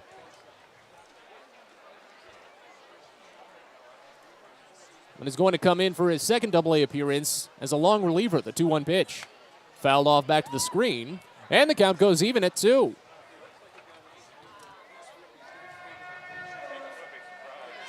Bases empty, one away here in the bottom of the fifth inning. A 5-3 Bowie lead, each side with 5 hits. The Baysox do have an error. Did not account to any sort of unearned run or anything as the 2-2 pitch comes in and Norby flinches at it, a curveball away. Genovese calls for an appeal, but there really wasn't much of a need for that as the count runs full. Well, they say the jump from high A to Double A is the toughest in the minors as the 3-2 is grounded over to the left side, scooped up at the ankles by Sean Roby and sent across the diamond in time. A 5-3 put out, and there's 2 away. But it hasn't really seemed that way too much, at least for these first 2 batters in the Baysox lineup, going up against a pitcher that had just found something to work against Bowie batting all season. Coming into this game, Dahlberg had tossed 16 in the third consecutive scoreless innings against Bowie alone. But now he's given up 5 runs as the first pitch to Colton Kauser misses up and away, and the count goes to 1-0. So Kauser with the home run back in the third inning, a 2-run blast for his 5th overall of the season, 7th of his professional career as the next pitch is called a strike. on the upper inside corner, run the count even to a ball and a strike. Kauser doesn't have a multi-home run game just yet in his career, but I imagine he's due at some point soon. As the 1-1 comes in, and it's sprayed the other way, past the shortstop into left field, a base hit. So Kauser really putting together some of that opposite field action at the moment. A 2-hit day here in his Double-A debut, and he extends the inning with a 2-out single. Kauser was actually a pretty big poll candidate down at high A too, Adam, if you can believe that. 41% of the time he was going to right field. So for him to immediately step up against a left-handed pitcher and shoot 2 well-placed balls to left, that's a sign of good things to come. As Gobi Mayo digs into the box, an 0-for-2 day for Mayo. He hit into a double play in the first inning. First pitch, and it's called a strike, a curveball bottom edge. Yeah, I think Kauser is a guy that, much like Gunnar Henderson, when he's hitting the ball to the opposite field, that is going to be when he is locked in and doing damage. And obviously a walk his first time up also shows that he's just seeing the ball well tonight. Dahlberg waits and fires the 0-1, and it's knuckled foul, first base side. Little inside-out swing there from Gobi Mayo as the count goes to 0-2. Oh, and it's all about that patience, too, that the Orioles organization has been cultivating from a lot of their batters. Bowie's offense has slowed ever so slightly. They finally lost their lead in the Eastern League in total walks drawn, but only by a couple of walks. Here's the 0-2 pitch. Norby swings and misses on Mayo swings and misses on a breaking ball low, and the inning is over. So the Baysox do get a 2-out single by Colton Kauser, but he's left stranded at first. And as we go to the 6th here at Prince George's Stadium, Bowie leads 5-3. You're listening to Baysox Baseball. Pest Now is proud to partner with the Bowie Baysox and provide their pest control services. For all your residential and commercial pest control needs, call Pest Now. For general pest control, termite control, mosquito control, and all other pest control services, call Pest Now. You can reach us at 301-231-8300 or visit us online at www.pestnow.com. It's not baseball season without fireworks, and you can always count on the biggest and best at Prince George's Stadium. There's no better way to cap off a fun evening at the ballpark than a spectacular fireworks show. And the Baysox have got you covered this season with 16 different shows to choose from. So get your tickets now at Baysox.com. Come on out and get ready to celebrate Independence Day with fireworks on July 2nd and July 3rd when the Richmond Flying Squirrels come to town. Hope to see you there. Sky Shooter Displays by ZY Pyrotechnics will be lighting up the sky with top-of-the-line fireworks shows following Baysox games all season long. We will give you the best bang for your buck. Sky Shooter Displays include traditional shows, true pyro musicals, custom choreographed plays, and much more. The night sky is truly limitless, so don't be shy. Give ZY a try. Find out more by calling us at 570-328-1361 or visit us online, zypyrotechnics.com.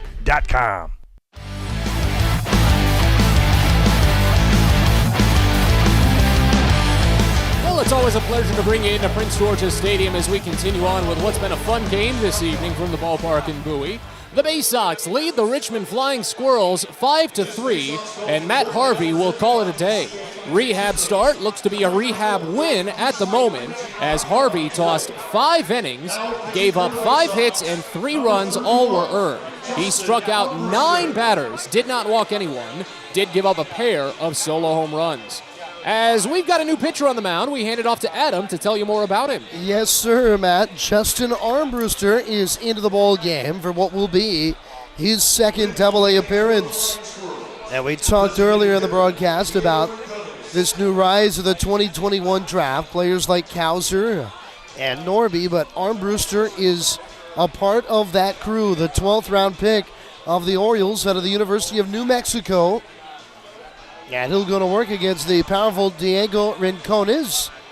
But now we've got an issue. And Kyle Moore is going out to talk to the home plate umpire here in Hardlin Acosta. Was Armbruster not on the lineup card? There's a chance. I've been at a game before where this happened. Looks like we're okay. After the conversation, It looks like they're just going to rule an automatic ball for a reason, and the count is 1-0. So an inauspicious way to start the night for Armbruster. But he'll go to work against the 3-hole hitter. And a swing and a ball driven on a line to the alley in right center. Over to cut it off on a hop. Watson, nicely done. And he holds Rincones to a wallop single. Albeit the throw coming in did get through the infield, but Rincones stays put. He's 3 for 3 tonight. And now the cleanup hitter, Frankie Tostado, will come to the plate. Though this is the home debut for Armbruster, who pitched so well in High A Aberdeen this year. Working his way into a starting role after working out of relief for the majority of the campaign a year ago with Delmarva. As he works from the stretch, the right-hander throws. And a fastball pop foul, third base side. It'll get out of play. And the count is 0-1. Armbruster made his debut last week, 6 days ago, and that was in Erie. Through 5 innings in the start, as a breaking ball stays up and away. And the count now 1-1 to Tostado. He allowed 7 hits and 3 runs, did not walk a batter, and fanned 4 in his start. And now working in a piggybacking role here. 1-1 coming. Swing and a miss, a big cut. And coming up empty there was Tostado. That was a fastball down and in. And Tostado's got 10 homers in the year. Nearly went down on a knee going after it. 5-3, Bowie leads. Top of the 6th inning. Runner on, nobody out, the pitch. And a swing and a miss, he got him. Cutting it, Emma looked like a two-seamer, running down at 90 miles an hour. And right over the top of it, Tostado. And one retired for the powerful Sean Roby. Now, once again, Matt Harvey, 5 innings, he allowed 3 runs. On 5 hits, did not walk a batter, and struck out 9. 9 of his last 12 outs were via the strikeout tonight. That's a good sign. Here's the pitch. High fastball, cut and missed at 92 miles an hour, and the count is 0-1 here to Roby. The man at first, Rincones, is not a threat to steal. Short lead, being held on by Dashbach. Here's the next one. Check swing, and he went too far on a ball in the dirt, and it's 0-2. Roby knew it. He took a 3/4 cut.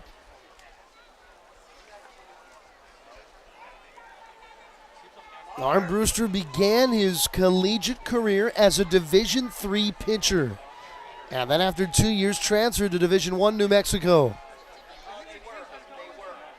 The 0-2 coming, and it's off the outside. And some run to it at 89 miles an hour, ball 1. Kyle Bradish, who has been in the bigs with the Orioles, now I believe on the injured list, if I'm correct, was a New Mexico State product. Here's the pitch. And a fastball missing up high, ball 2. And current Baysox shortstop, Joey Ortiz, also played at Armbruster's rival, New Mexico State. Well, Orioles getting a lot of players from that area here. 2-2 coming. And there's a ball lined to center. Kauser to his right. He's going to get there to make a chest-high catch. Roby hit it well, but he's retired. And there's now 2 down. And Rincones, who led off the inning with a single, is back at first with 2 retired. And here's Shane Matheny. Kind of like a Fenway Park homer.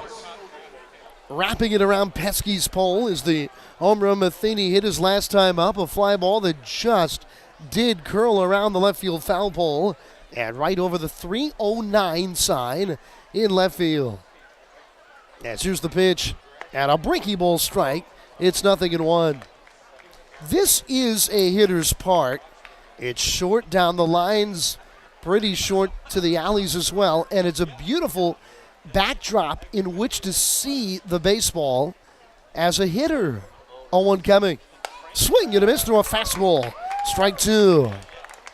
You've got the elongated batter's eye, and then behind it, the beautiful tree line that many hitters love to say how much they enjoy in batting here in Bowie. Nothing into the count. He throws. And this little cutting delivery is down and in. A fastball that had a bit of movement to it. But the count is 1-2. Bowie is out homered Richmond 3-2 in the game, and the Baysox lead 5-3. Home runs are going to be a big part of the second half of the year. Pitch, swing and a lifted foul fly out of play, off to the left side. The Baysox hit 73 home runs in the first half of the year. It's right in the middle of the league, but the problem is they allowed 88, second most in the league. They really out-homered opponents last year in their outstanding year. As there's a broken bat soft line drive, and it's a base hit to right. The bat goes into the crowd. Look like everybody's okay. That's dangerous. And up to second is Rincones. 2 men on, 2 down. I mean, that is a jagged edge. They're flying into the seats onto the right side, and everybody ends up okay. All Matheny ended up with was literally the handle of the bat in his hands. And now Ricardo Henovis homered in the second inning to give Richmond at that time 2-0 lead. He'll bat here. 2 on, 2 down, big spot. Top of the 6th, 5-3, Bowie leading. Henovis, a veteran, 38 of his 46 games this year, including tonight at AAA Sacramento. Now from the stretch, Armbruster throws, swing and a miss through a fastball. He beat him with a 93-mile-an-hour heater on the inside corner. What a beautiful pitch. And the count is 0-1. Second year in the Giants system for the veteran Henovis. He played in every Giants affiliate but Richmond a year ago. But now getting a taste of the East Coast. Richmond, the only San Francisco Giants affiliate that is here out east. So when you come to Richmond, you usually stay a while. As now the 0-1 pitch. Here it comes. Ooh, up and in, leaning back away from a fastball there. Henovis count 1-1. Think about the bills to travel players to different spots. Bowie is maybe a little bit more than an hour away from Aberdeen. We are a short 4-hour car ride from AAA Norfolk. You can't say the same about the Giants. Pitch and a reaching swing and a fly, shallow right center, long run in, Kauser still coming, makes the catch on the run, in and to his left, and with it the inning is over. Now Richmond, they threatened, 2 men left in the 6th. They do not score, and we head to the last of inning 6. The Baysox have a 5-3 lead on the Baysox Baseball Network. It takes time to get rich, flavorful coffee beans from the lush mountain regions of Colombia and Brazil to Royal Farms. But less than a minute to get yourself a delicious hot cup of the finest and freshest coffee in the world. Because Royal Farms' new Swiss-made coffee machines grind those rich, flavorful coffee beans and brew them one magnificent cup at a time. It's why Royal Farms makes the freshest and best coffee in the world. Real fresh, real fast. Royal Farms. Are you interested in beginning or expanding on a career in the pipe fitting, pipe welding, or HVAC service industry? Are you interested in a career path that will set you up for life without experiencing any college debt? If you are interested in these things and you live in the DC area, the Steamfitters UA Local 602 Apprenticeship Program is the best choice for you. For more information about our apprenticeship program and how to apply, please visit steamfitters-602.org. That's steamfitters-602.org. A birthday bash with the Baysox is the best time at the ballpark. Bring your friends and family out to celebrate and be the star of the show. Dance on the dugout with Louie, play games in the stadium, introduce a batter in the game, and you'll even get to have the stadium sing for you. Baysox birthday parties, an unforgettable, one-of-a-kind experience at Prince George's Stadium. Book yours by calling 301-464-4880 or at baysox.com.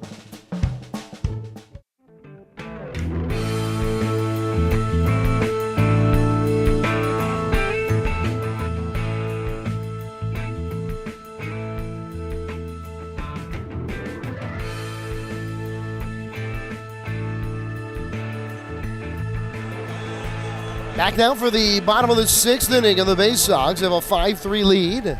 Richmond starter Jake Dahlberg's only thrown 65 pitches. Now he's back to work. Here's Prieto, and he lays down a bunt, but it's foul up the third base line. And the count is 0-1. Prieto, Ortiz, and Haskin for the Baysox here in the 6th inning. The Baysox scoring 5 runs in the game, all coming via the homer. They've hit 3 homers here today. That almost looked a little bit like Seattle, Washington last night. The Orioles were a home run crazy in a 9-2 win against the Mariners, as Prieto swings at an off-speed pitch and taps it foul behind the plate. The Orioles are having an outstanding road trip. They're 4-1 coming into tonight on their current long 3-leg trip. They had a great series in Chicago as a breaking ball tap foul right to the plate. It stays 0-2. And Baltimore, incredibly, has wrapped up with their win last night, a winning record in the month of August, or in the month of June. And that is so great to see. As a fastball missing away, ball 1. It is the first winning month for the Orioles since August of 2017. It's been almost 5 years. You can feel the tides turning for Baltimore. Pitch, and there's a ground ball foul. Pulled near the on-deck circle off to the first base side. The Orioles lineup that had a slow April is really starting to click. Former Baysox like Ryan Mountcastle and Austin Hayes are having outstanding first halves of the year. The pitch and a swing and a miss. He fouled it into the glove of the catcher in Hanovis. And Prieto, a rare strikeout victim. He doesn't strike out often, folks. 1 retired. 4th of the night for Dahlberg. And now Joey Ortiz bats.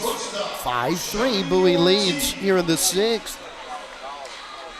Obviously, the Orioles' bullpen has just been absolutely spectacular.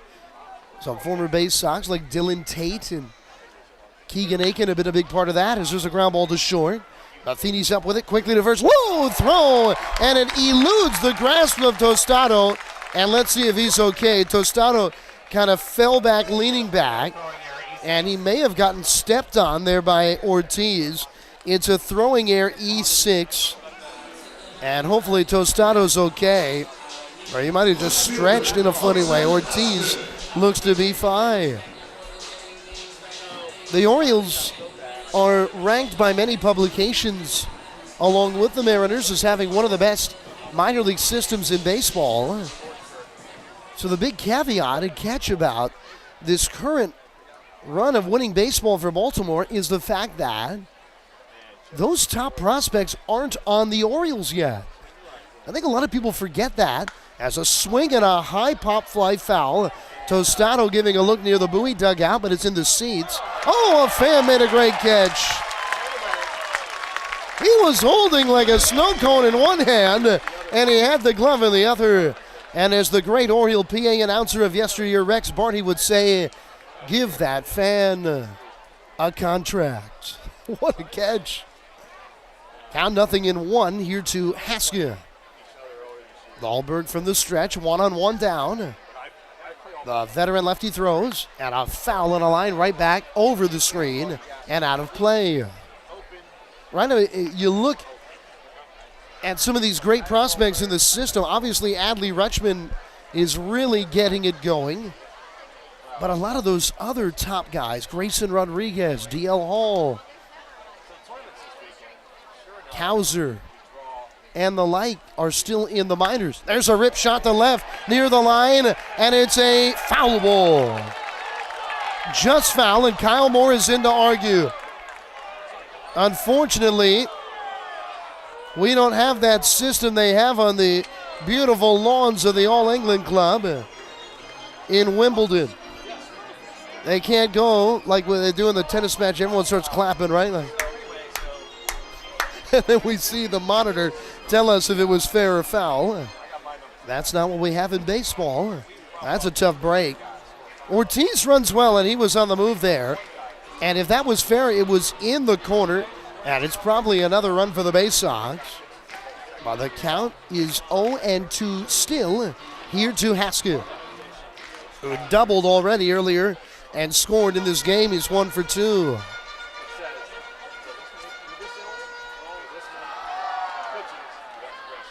(5-3), the Baysox lead it in the sixth. Dahlberg sets at the letters. The lefty throws.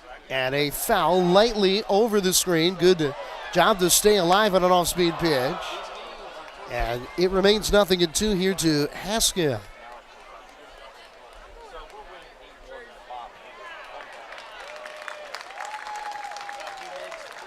Now, when you look at what is coming forward for the Orioles, there was a lot of excitement prior, but I think the fans are starting to feel it at a different level now.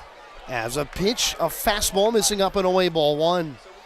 They know that they got a pretty good Major League Ball club right now, and they've got a bevy of talent. And now, with this trio, Norby, Kauser, and Mayo here, a lot of their top prospects are in the upper levels of the minors. As a fastball misses in, and the count is 2-2 strikes.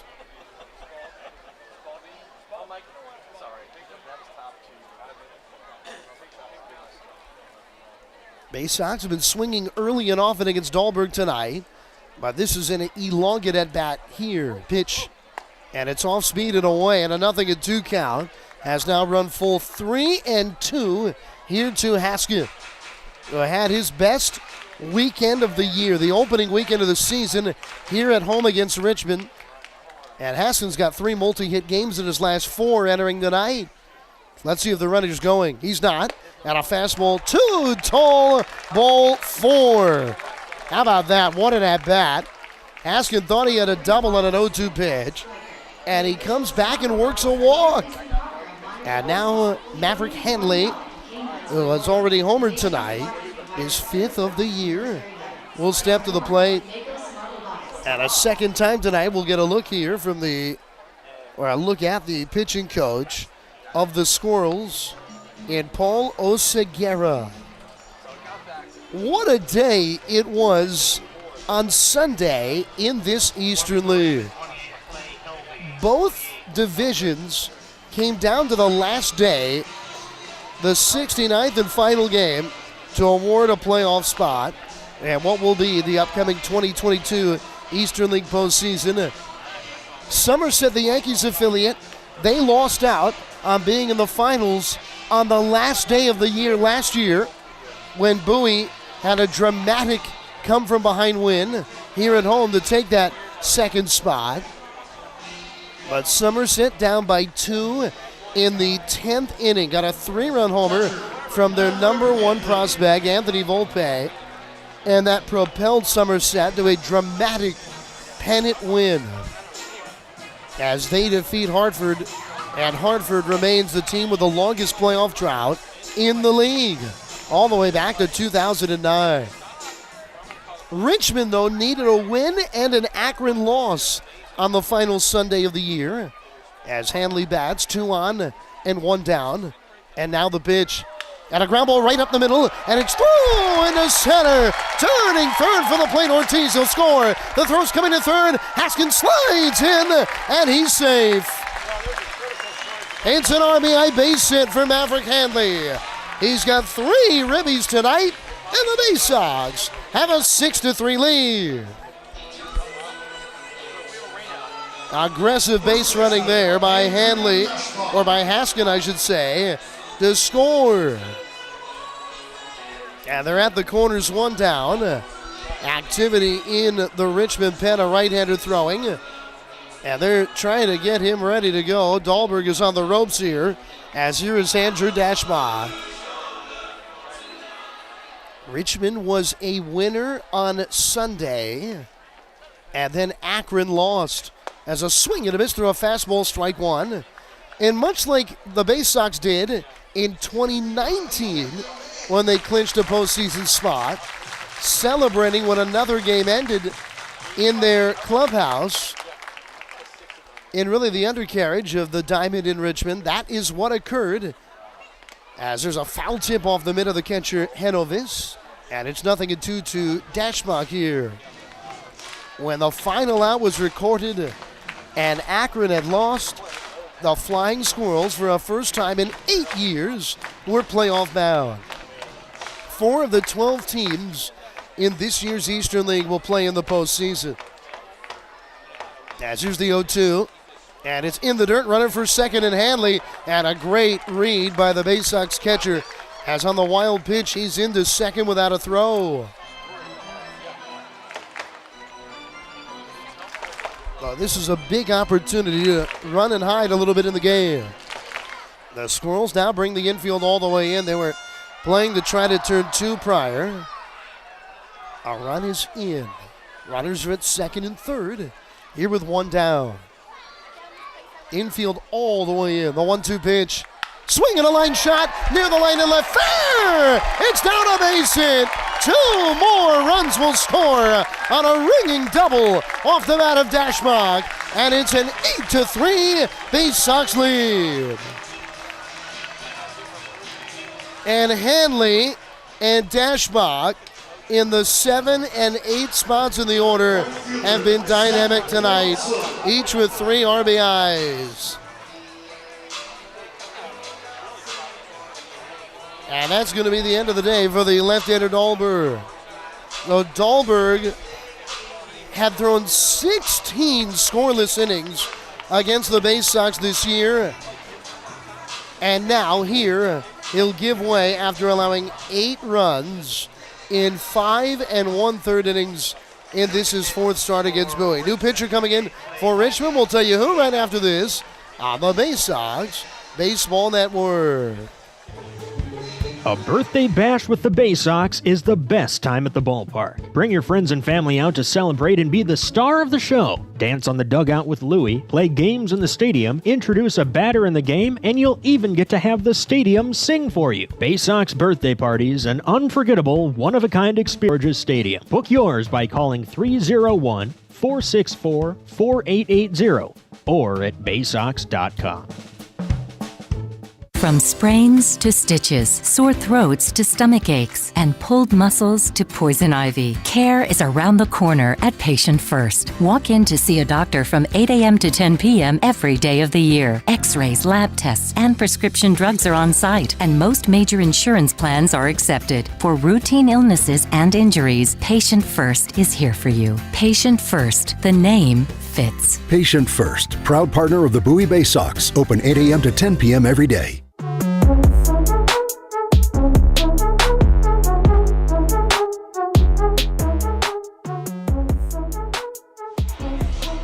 Big inning for the Baysox.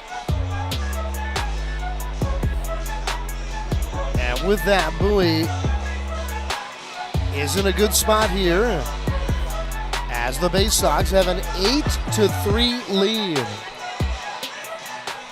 As we see Dashbach at second, still only 1 down in the inning. 4 straight have reached. And it started with a throwing error by the shortstop Matheny. Then a walk. An RBI single from Hanley, and then Dashbach's 2-run double. So Hanley and Dashbach have a combined 6 RBIs in the game. And now Helvey has got a great look out there. He's got the long hair. He's got the old school stirrups. He throws. And a fastball down and away, ball 1. Has he got glasses? I think he's got the glasses look going too. You gotta love that. He is into the game here. Now 1-0 to Watson. And here's the pitch. Swing and a miss and a fastball away. And the count evens 1-1. Helvey, 25-year-old right-hander from Charlotte, North Carolina. And he may be a new face on this Richmond roster. Count 1-1. Here's the pitch. And a breaking ball dives down and away for ball 2. Helvey was assigned to AA Richmond on June the 24th. I believe we are seeing a AA debut for this young right-hander. 2-1 the count. Here's the pitch. And it's well off the outside. A fastball, ball 3. One thing when you bring up Norby, Kauser, and Mayo to this lineup is that you allow some other players that have a lot of talent to bat at the bottom or near the bottom of the order pitch. And Watson swings and taps one foul. A 95-mile-an-hour fastball that was right at the bottom of the zone. And they count 3-2. You got a lot of power if you're Bowie with Hanley, Dashbach, and Watson. 7, 8, and 9 in this order. Dashbach's got a big lead off the bag at second base. Here's the pitch. Swing and a miss. He got him with a fastball. That was off the outside corner. Strike 3. Now Watson chases. There's 2 down. And now Conor Norby in his Eastern League debut will stand in. Norby, the former American Athletic Conference Player of the Year. He played collegiately at ECU. Conor probably wouldn't want me to tell you about how close they came to the College World Series this year. What a year they had, though, as he takes off the outside, a fastball, ball 1. East Carolina's got a great baseball program. They led Texas 1-0 in the best-of-3 Super Regional and had a lead late in Game 2, and it was a big lead as well, 1-0. And there's a ball lifted down the line and right, curling, and it's a foul ball, and Norby checks to make sure his bat is still in one piece.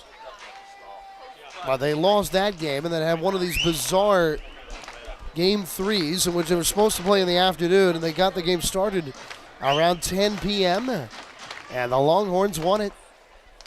One of the great classic powers of college baseball, as a breaking ball's in the dirt, and they count 2-1. Still, though, a big step for ECU, and Norby a big piece of building the program to be hosting a super regional this year. Runner at second, 2 down, 8-3. The Baysox lead it. They got 3 runs in the inning. Here's the pitch. And it's just off the outside. It was close with a fastball, maybe a little cutter. It was at 91 miles an hour, 3-1 the count. Norby put the ball in play. First pitch swinging his first 2 times up tonight. As Helvey's ready, and the right hitter throws. And it's off the outside, ball 4. So Norby's on for a second time, and this is debut. And then Colton Kauser, who's having a night to remember, he has made some great plays defensively. He has walked, homered, and singled. And both times swinging it, Kauser has hit the ball the other way into left field. The number 5 pick overall of the first round of the 2021 draft. As from the stretch, Helvey is set. Here's the pitch. And a breaking ball strike. It's 0-1. Who are other top 5 picks that have ever played in Bowie? It's quite a list. Guys like Matt Wieters, Manny Machado, Adley Rutschman. The 0-1 to Kauser. And he takes down an inside, a fastball. And the count evens at a ball and a strike. Dylan Bundy, Kevin Gosman, Brian Mattis. You can kind of go down quite a list of Orioles baseball in the last 20 years. And when they have had the chance to take a player like Kauser. 1-1, high fastball beat him. A swing and a miss, strike 2. And of course, drafted a year prior to Kauser was outfielder from Arkansas, Heston Kjerstad, who has had an injury-plagued start to his career, but has gotten it going. And has been outstanding in Delmarva in his first few professional weeks. Pitch, and a breaking ball in the dirt, and it's by the catcher. And the runners will move up to second and third. And let's see, what are they going to roll? Kauser is heading to first, and I guess he might have been hit by that pitch. This guy gets on base every which way. That just grazed him. So it is not a wild pitch. It is a hit by pitch. And the bases are loaded, and here's the 9th batter of the inning. And it's Gobi Mayo. Gobi Mayo looks like he just walked into a Baysox uniform out of Central Casting. He is quite a figure in stature as he takes off the inside. Ball one. Now 3 runs are in. The bases are loaded, 2 down. A big chance for Mayo. They're trying to put some icing on the cake here. 6'5" he stands. 1-0 coming. Swing and a miss and a fastball. And in a Kyle Stowers-esque moment, Mayo loses his helmet. He was not thinking single. That was a hitter right down the middle at 93 miles an hour.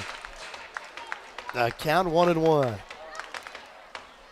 Mayo, who hit 13 homers in Aberdeen, swings and lifts a foul. Out of play right side, curling up near the lighthouse. Here in Bowie.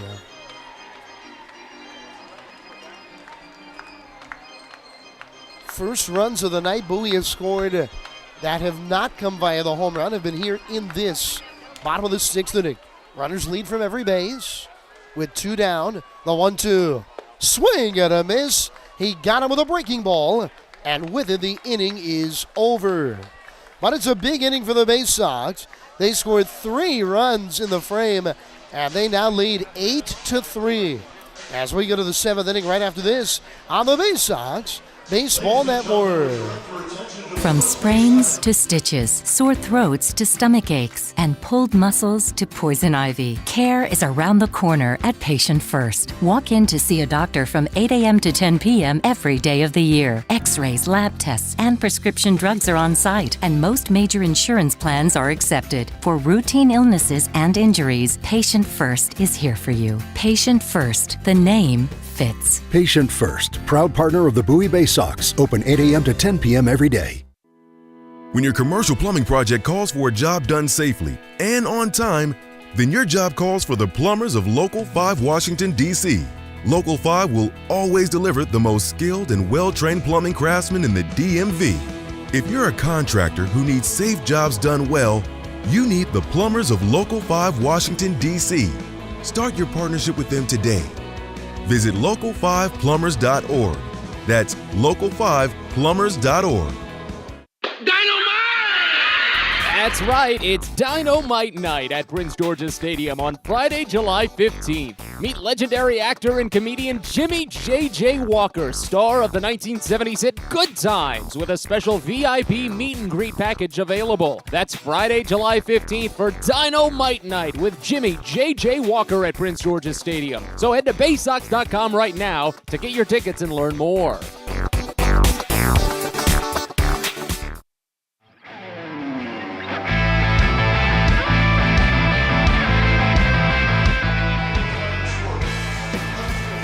So the Baysox are in control here. 8-3 leading as we go to the 7th inning.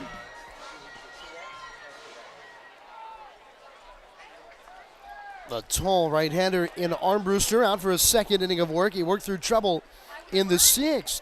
Here's Jacob Hayward, tall, lean right-handed hitter, and the pitch. And he takes a breaking ball that just did miss off the outside. Very close. And the count is 1-0.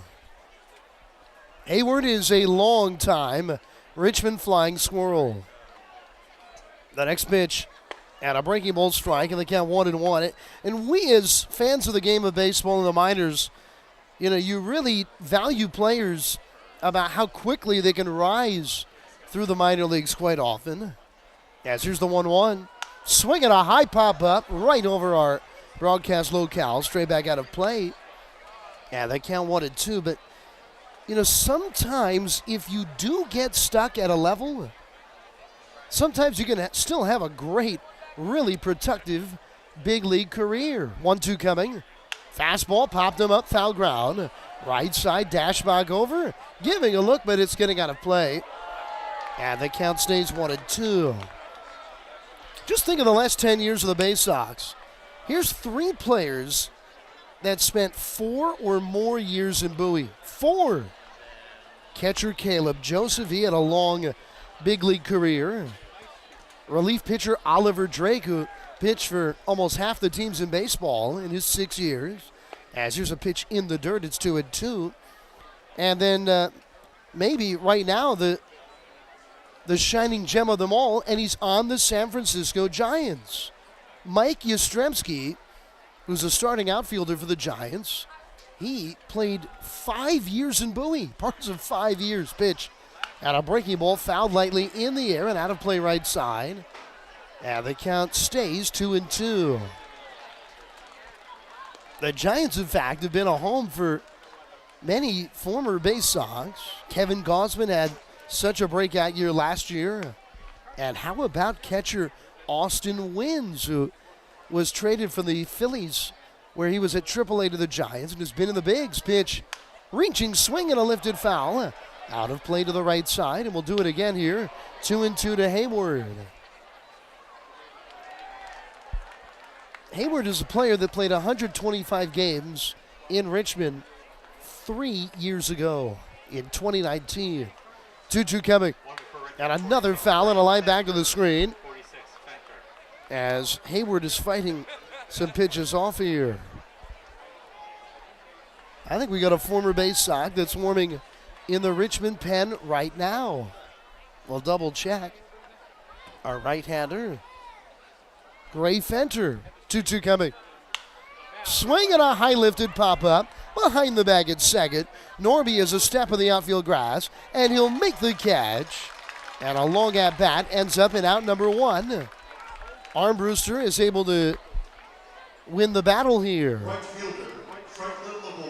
And now Franklin Labor, the 9-hole hitter, stands in. Armbruster's not your usual reliever here. He could go the rest of the game here and get a save. Here's the pitch. And it's a breaking ball strike to get ahead. That started up and in and cut over the outside corner. And it's 0-1 to Labor. Baysox really playing to pull here. Ortiz deep in the hole. Fastball in there at the knees for a strike. And it's 0-2. Michael Gigliotti is on deck, a left-handed hitter. 8-3 Bowie in the seventh. As Armbruster delivers. And a breaking ball gets a wave and a miss. Strike three. That was kind of a hanger. It started up and in. And it cut right over the plate. And Labor cuts through it, 2 down. And a second strikeout for Armbruster. And 11th for Baysox pitching tonight. Matt Harvey had 9 strikeouts in 5 innings. And now we will see Gigliotti 1 for 3 with a run scored in the game.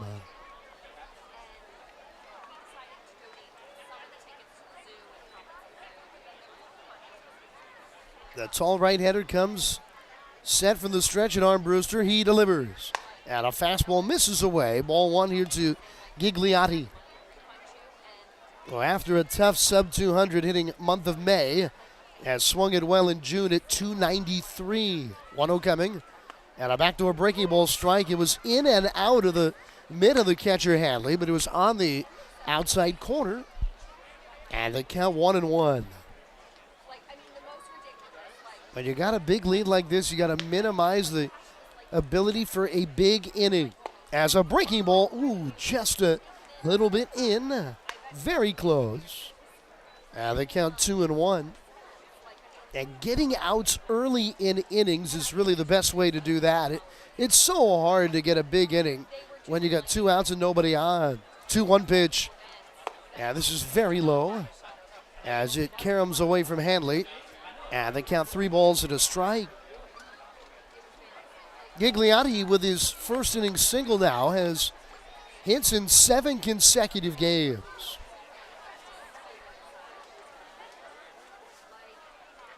Here's the 3-1. Fastball, strike of the inside corner. Strike 2. Well, that's a tough spot for Armbruster in that. He's been used to being a starter. He's got to come in the 6th inning. You don't know exactly when you're going to enter the game. 3-2 coming. Swinging a ground ball right side. Over to backhand the second baseman Norby. A sidearm sling to first in time. And the inning is over. It's a 1-2-3 7th for Armbruster, who is through 2 scoreless. On to the last of the 7th, former Baysox, Gray Fenter coming in for Richmond. It's 8-3 Bowie on the Baysox Baseball Network. Get your gear and memorabilia from your favorite Baysox players and future stars of the Baltimore Orioles at the Tackle Box Team Store. Jerseys, hats, autographed bats and balls, all at great prices. Located right at the main gate at Prince George's Stadium and online at BaysoxShop.com, the Tackle Box is the only place to get the best Baysox gear for you and your favorite fan. It's the Tackle Box at Prince George's Stadium and at BaysoxShop.com. On the Green Incorporated is your lawn care team, providing professional organic-based lawn care programs for residential and commercial lawns. Our lawn care programs provide ballpark quality results. Each service is custom tailored with guaranteed results for even the toughest lawns. On the Green also offers outdoor pest control services. Mosquitoes, ants, ticks, and more. Safely and effectively control insects and enjoy the outdoors this summer with On the Green Incorporated. Go to onthegreeninc.com. Baseball is a game of specialists. Base stealers, closers, cleanup hitters. Together, they help their team stand out from the rest. Specialists also help set Chesapeake Employers Insurance apart from other workers' compensation insurance companies. Our health services team includes orthopedic surgeons, nurse case managers, a physical therapist, and more, all to get your employee back to work, contain costs, and keep premiums down. That's teamwork. To learn more, connect with your agent or visit Chesapeake Employers at CEIWC.com.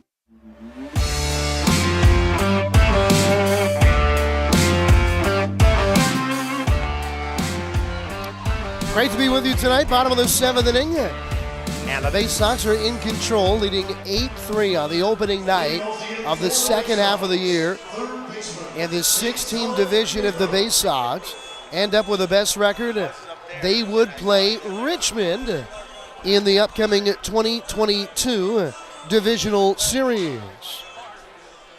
Now Fenter's going to go to work here. And Cesar Prieto will lead it off on the left side. Here's the pitch. And a breaking ball down and in for ball one. Fenter making his 18th outing of the year, his 11th in relief. He's 0-4 with a 4.75 ERA, a former 7th-round pick of the Orioles. 1-0 coming, and Prieto swings through an off-speed pitch, and the count is 1-1. Speaking of old friends, Gunnar Henderson has just completed the cycle. Wow. In the 6th inning at AAA Norfolk. How about that? He is having just an incredible time, along with Jordan Westberg at AAA. Here's the pitch. And a breaking ball in the dirt, and the count 2-1. Of course, Fenter was a teammate of them both last year for Bowie's playoff run. What a time Henderson, what a year Gunnar Henderson is having. We're only halfway through it, but it's hard to see him not being the organizational minor league player of the year. 2-1, swing and a miss on a high fastball. Strike two. Fenter hails from a town just across the Tennessee-Arkansas line, West Memphis, Arkansas. As from the stretch, the right-hander throws. And there's a lifted foul straight back out of play off a mid-90s fastball up. And in West Memphis, Arkansas, we love the ponies, don't we, Matt? Here in Maryland, we got the Preakness. Laurel has a track maybe 20 minutes from Prince George's Stadium here. They got a racetrack in Gray Fenter's hometown, but it's not the ponies that run. Counts 2-2. And here's the pitch. And a breaking ball bends down low, ball three. Have you ever heard of Greyhound racing? The only Greyhound racing track the dogs are flying in West Memphis.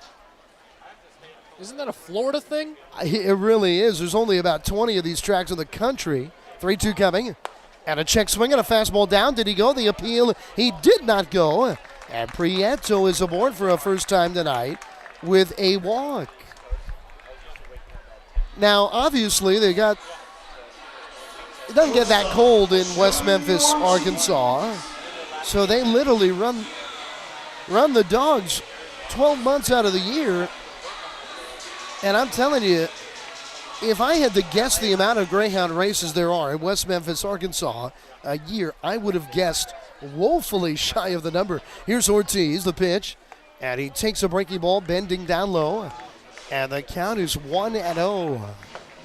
I'm gonna start in the triple digits. Go for it. 412. It is a remarkable number, as now the 1-0 pitch to Ortiz. Check swing, roller foul. That was right in on his hands. Matt, the number is over 6,600. Them dogs are running. The dogs are running wild in West Memphis, Arkansas. So what is that, about 20 a day? I mean, my goodness. Whoever's the track announcer, I'm going to buy him some throat lozenges as the pitch is up and in. Count is 2-1. My goodness, you can lose a lot of money at that track. Here is the race number 73 of the evening. It's about to take off in 3 minutes, and they're off. As a breaking ball is down and in, and the count is now 3-1. I guess if you got one in the state, might as well run 7,000 races a year. So how about that? West Memphis, they've got a lot in that town, but the thing that is most unique, the Southland Casino Racing. 3-1 coming. Check swing and a fastball up, and they said Ortiz went too far. He was hoping for an appeal there. That would have been ball 4 had it been. It was near the top of the zone, but they ruled he went around. 3-2 the count. Prieto at first. Venter is sad. And now he throws. And it's in there, strike 3. A fastball on the outside corner. I'll tell you one thing that's standing out right away here for Gray Venter is that his velocity is really up this year. His fastball was around 90 miles an hour for much of last year. He was a starting pitcher to begin the year in Bowie, but fell out of the rotation. It was really a weird year for Venter. Of course, it was a weird year for everybody coming off of the 2020 season.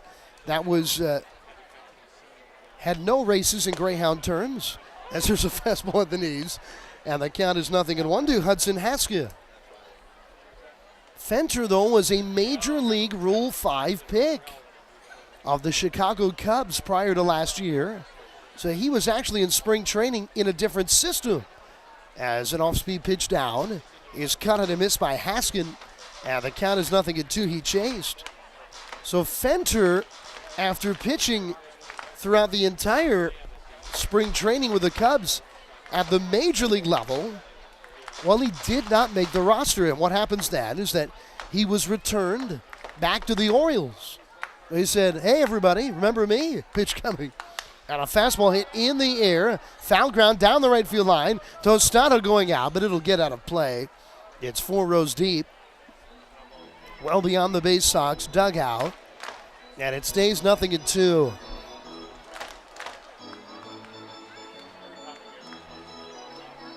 Now, Venter, maybe that disjointed start, hurt him when you look at his season in its totality. Had a great year a few years back at Class A Delmarva. 0-2 the count. He throws. And a breaking ball chopped to short, could be 2. Gloving Matheny on to second one. They'll turn it over, and it's not in time. Haskell can run. That looked like a tailor-made double play ball. And Haskell strides to the bag, and he's aboard with 2 down. And Maverick Hanley has got 3 ribbies in the game. We'll get a chance here.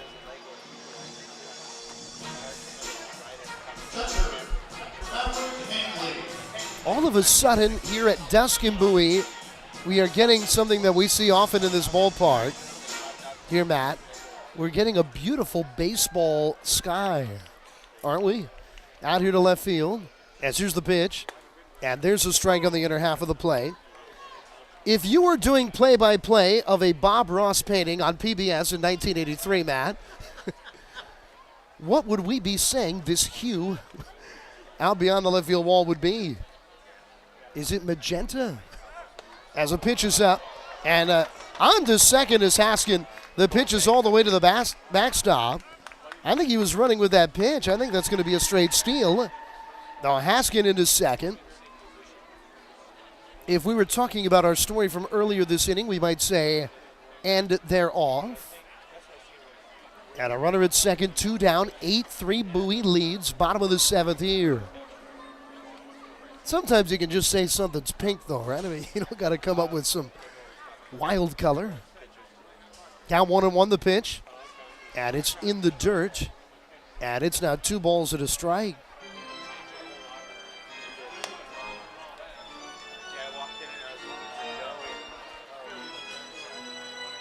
The Baysox did not score a run off Jake Dahlberg all year in his first 3 starts.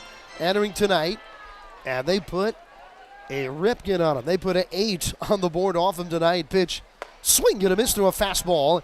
Down to a knee went Hanley. We're seeing quite a few Stowers-esque swings tonight. We saw Mayo lose his helmet with a cut. And Hanley down to a knee there. It's 2-2. Hanley's 2 for 3 with a homer and 3 driven in. The bottom of the order's been outstanding for Bowie tonight. Here's the pitch. And it's off the outside. An off-speed pitch, ball 3. Seems like the Baysox have, been on the other side of the equation, I bet, in games like this year. Haven't they, Matt?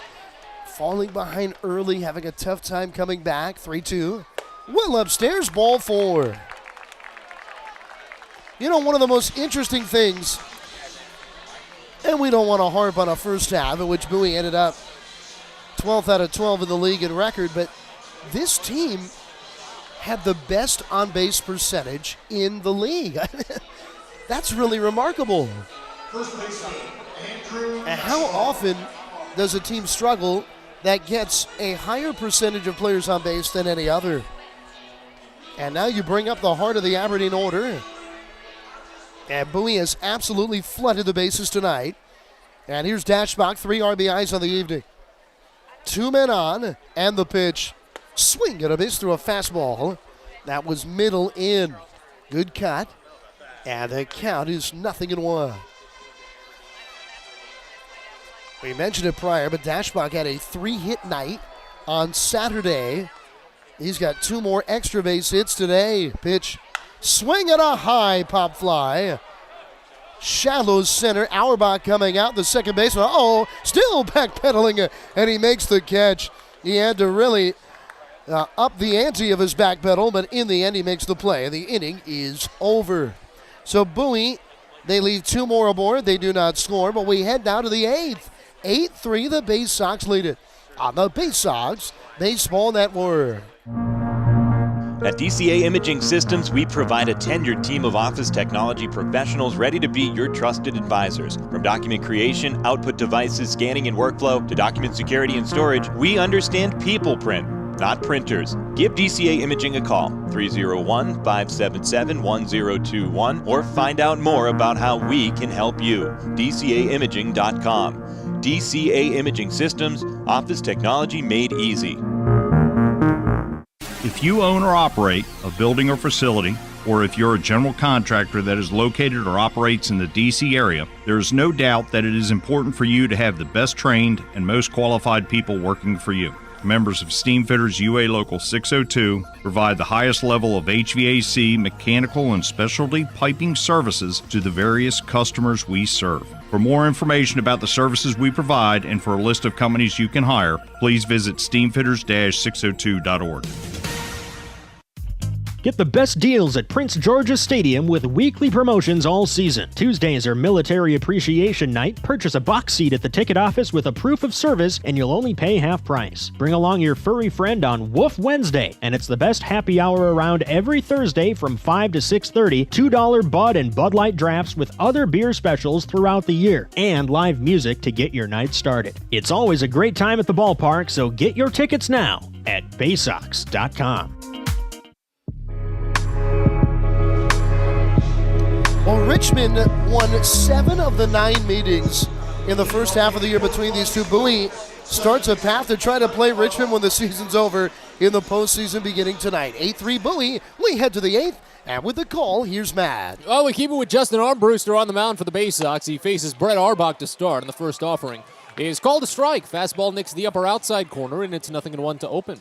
Arbach 0 for 3 on the day, a fly out to center, a ground out to the mound, and a strikeout looking in the fifth. That was the last of Matt Harvey's Ks. The 0-1 swing and a miss, breaking ball down and away, and the count to 0-2. Arbach, the last batter that Armbruster has not faced yet so far. He allowed 2 base hits in the 6th inning, struck out 2 batters so far, had a perfect 7th inning to boot. The 0-2 swung on and missed for strike 3.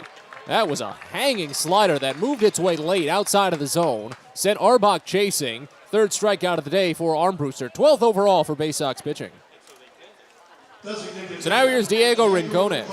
Armbruster did not make a single relief appearance when he was with Aberdeen to start the season. And of course, his AA debut was in a starting role. First pitch to Rincones is swung on and missed high, a fastball. Count opens up at 0-1. A lot of great run on that fastball, too, for Armbruster. Trackman readout gives it at 22 inches of a vertical break. That's a lot. Here's the 0-1 pitch.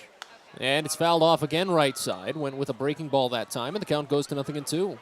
So Armbruster in his career, actually, has only made a very small handful of relief outings, and most of them, well, all of them, prior to this year, came with Delmarva when he was a full-time reliever. The 0-2, this one lifted out toward left center field, but shallow. Kauser running in, and he can't get there. Falls in front, and it's a 4-hit day for Diego Rincones. Quite the performance for the right-hander, but he's not made it past second base. 4 singles, and that's been the day. Yeah, he's got half their hits. I once broadcast a game in Frederick where Eric Hosmer went 3 for 4, and Wilmington had 3 hits. Like, the Keys literally no-hit the rest of the team. It's almost felt like that with Rincones tonight. As Frankie Tostado steps into the box now, he's riding an 0 for 2 day. Shift put on for the left-hander. He does have a run driven in on a sac fly, and the first pitch misses low. Count starts out at 1-0. I do remember last season while working with Erie, Spencer Torkelson, over the day of a doubleheader, he went 7 for 8 with 3 home runs. While the Akron Rubber Ducks, I think in one game, didn't even pick up 4 hits. Next pitch popped up sky high on the infield. That one is way up there, and Joey Ortiz just barely finds it at the last second. He had those hands up saying, where the heck is that thing? Finally pulled it down as it just broke through under the lights at the last moment. Tostado is retired on the pop out to second. If that pop-up was into the seats, Matt, the fans would have been sticking their hands out to catch it and then pulled their hands away. Yeah. One of the things, I had mentioned this before, I wish that we could get the apex height on some of these readouts, because I just want to know how high that ball kind of went up in the air. Here's Sean Roby. Runner still at first, now 2 away, and the first pitch again popped up. This time a can of corn out to right field. Zach Watson running down. Does he see it? He does. He makes the catch, and the inning is over. So a one-out single of no consequence. We move to the bottom of the 8th here at Prince George's Stadium. Bowie leads 8-3. You're listening to Baysox Baseball. From bug bites to burns, fevers to flu, and bruises to broken bones, care is around the corner at Patient First. Walk in to see a doctor from 8 a.m. to 10 p.m. every day of the year. X-rays, lab tests, and prescription drugs are on site, and most major insurance plans are accepted. For routine illnesses and injuries, Patient First is here for you. Patient First, the name fits. Patient First, proud partner of the Bowie Baysox, open 8 a.m. to 10 p.m. every day. The best way to take in a Baysox game is with a group outing at Prince George's Stadium. Everything from entertaining clients to birthday parties and even fundraising opportunities for your team, the Baysox offer plenty of options for your group at unbeatable rates with plenty of options on suites, seats, and decks around the ballpark. Your group can eat their fill and have an unforgettable time. Find out more and schedule your group outing by calling 301-464-4880 or going to Baysox.com.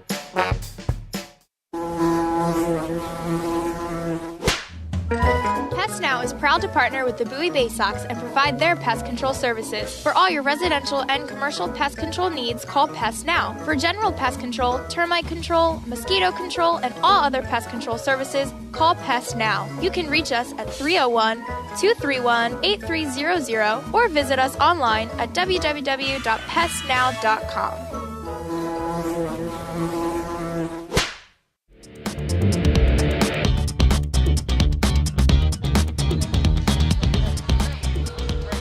On to the bottom of the 8th here at Prince George's Stadium as the Baysox maintain an 8-5 lead.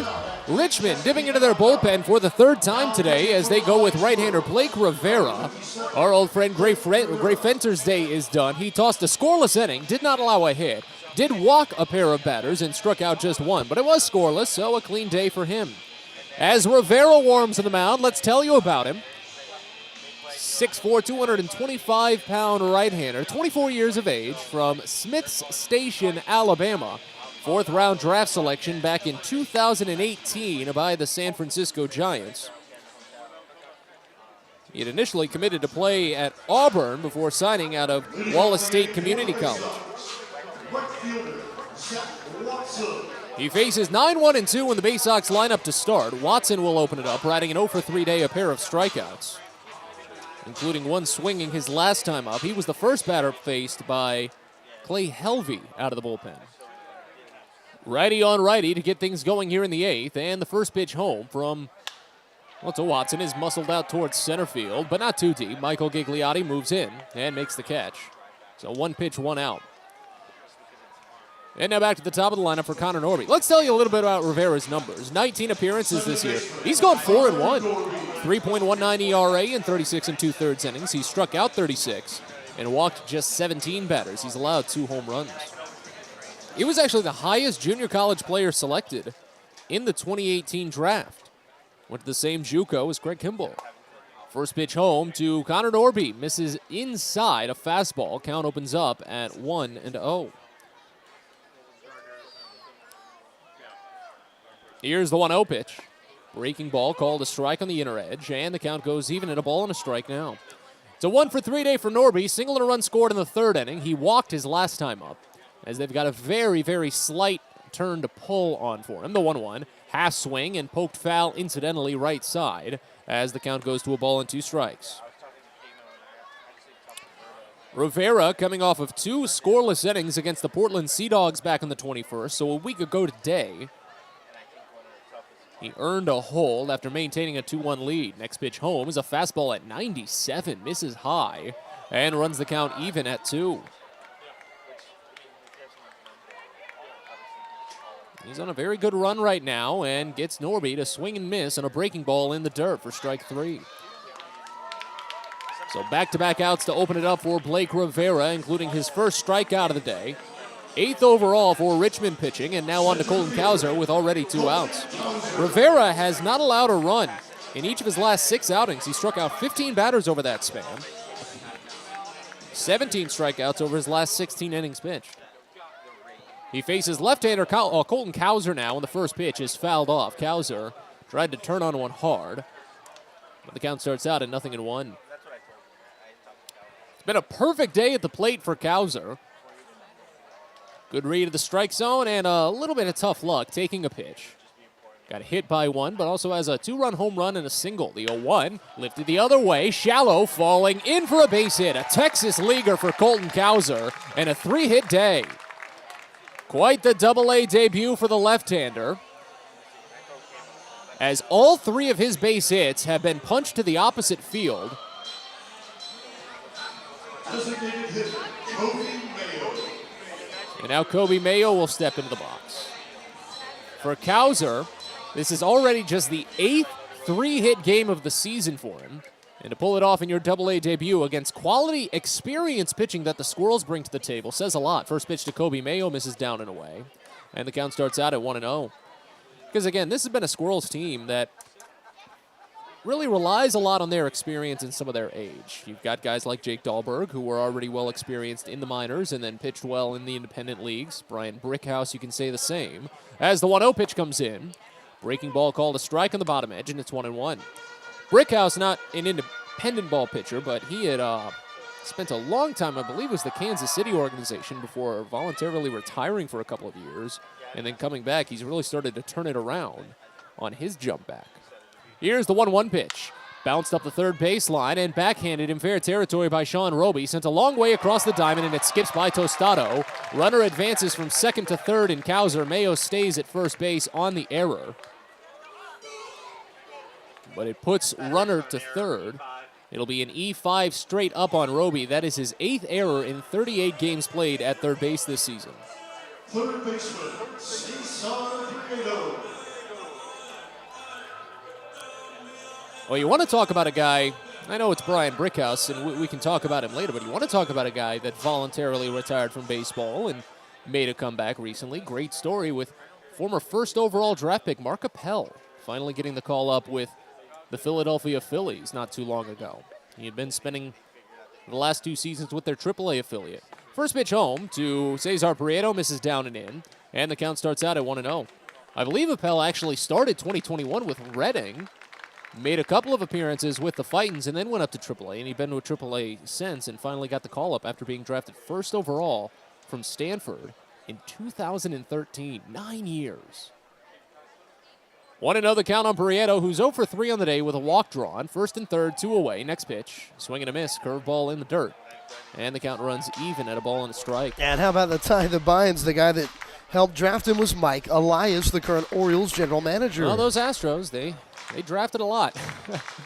And then, of course, Mike Elias claiming Jonathan Arauz off of waivers recently. Arauz started his minor league career in the Astros organization.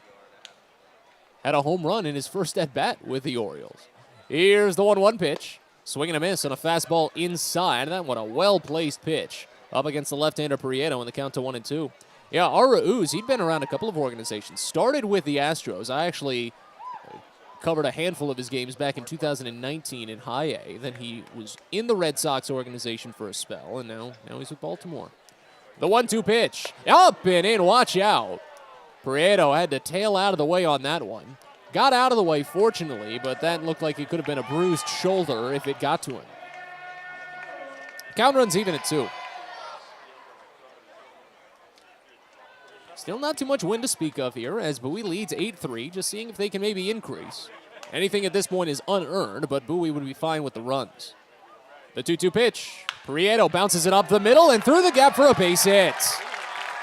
Kauser scores, Mayo goes to second, and Prieto drives in the run, breaks out of his 3-game hitless skid, and gives Bowie a 6-run advantage. It's 9-3. Perfectly placed, just on the opposite end of Blake Rivera. He tried to go across the body to, see if he could glove it, but just wasn't going to happen. RBI for Prieto is his 7th here in Double-A. And Joey Ortiz can try and continue the inning with first and second, still 2 outs. Of course, that run unearned on Rivera, but it's a run across. Breaks up that scoreless streak that he had been accumulating. As the first pitch to the right-hander Ortiz is bounced the other way, a little bit of a spin on it as it's picked by Arbach in the outfield grass, thrown to first, a little high, but picked by Frankie Tostado. He kept his foot on the bag, nearly tailing off, as Ortiz grounds out 4-3 to end the inning. But the Baysox do bring an unearned run across. A good run, however, as they take a 9-3 lead into the 9th. It'll be Justin Armbruster to try and close it out when we return. You're listening to Baysox Baseball.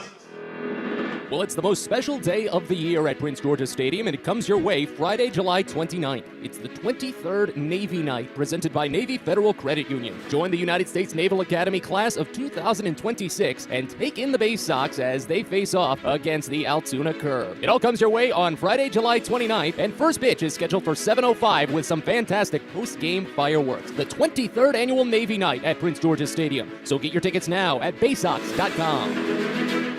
There is a weekend in July where the baseball world revolves around a village in upstate New York. Baseball Hall of Fame induction weekend in Cooperstown is an unforgettable experience full of family-friendly activities and priceless moments. Make your plans today for July 22nd through 25th for the induction of Bud Fowler, Gil Hodges, Jim Cott, Minnie Minoso, Tony Oliva, Buck O'Neill, and David Ortiz as the class of 2022. Visit baseballhall.org today for the Baseball is a game of specialists. Base stealers, closers, cleanup hitters. Together, they help their team stand out from the rest. Specialists also help set Chesapeake Employers Insurance apart from other workers' compensation insurance companies. Our health services team includes orthopedic surgeons, nurse case managers, a physical therapist, and more, all to get your employee back to work, contain costs, and keep premiums down. That's teamwork. To learn more, connect with your agent or visit Chesapeake Employers at CEIWC.com. Let's always a pleasure to bring you along as we continue on with this wonderful game to start the second half here at Prince George's Stadium in Bowie. The Baysox lead 9-3, and they just need 3 quick outs from Justin Armbruster to wrap it up. It would be his first career save if he gets it done. Shane Matheny will lead it off. First pitch home to the left-hander misses down a fastball, and it's 1-0 to open. Matheny has been a key part of the offense for Richmond today. 2 for 3, a solo home run and a single, as Richmond has gotten 2 of their 3 runs on solo blast, one by Matheny and one by the batter on deck, Genovese. Next pitch, slider called for strike on the inside edge, and the count runs even at 1. So Armbruster making just his 8th career relief appearance has an opportunity to pick up his first career save while piggybacking the big leaguer Matt Harvey. The 1-1 called a strike. Fastball pinpoints the lower outside corner, and the count runs to a ball and 2 strikes now. So at this rate, if we're talking about the second half starting in the inverse of how the first half started, we can essentially just call the entire second half going to be an inverse of the first half. As the next pitch misses down and inside, count runs even at 2 on Matheny. So what would that be? Bowie would be 42-27 for the second half. That would put them in first place. I think that's a good compromise. We can call it there. After this game's done, we can just say that the second half record is 42-27 and go to the postseason. The 2-2 pitch, grounded hard but foul. First base side as the count remains here on Matheny. After Matheny, it's Genovese and then Jacob Hayward due up in this half inning, if any reach, Franklin Labor. Well, this is an Eastern League, though, Matt, that's been around for a long, long time, and it's only a few years that it's had this split-season setup, so it really is.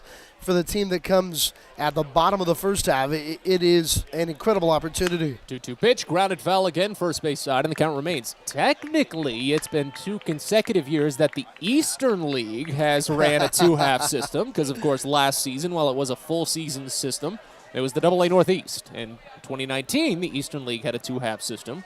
That did lead to a little bit of controversy in the Southwest Division as the 2-2 pitch comes in and it's fouled off back to the screen again as the count remains on Matheny. Well, once again, 4 teams make the playoffs, right? And in 2019, when you put the season together in totality, Erie had maybe the 2nd or 3rd best record in the league altogether, but they didn't make it. Yeah, I heard plenty about it when we made the trip up to Erie last week. The 2-2.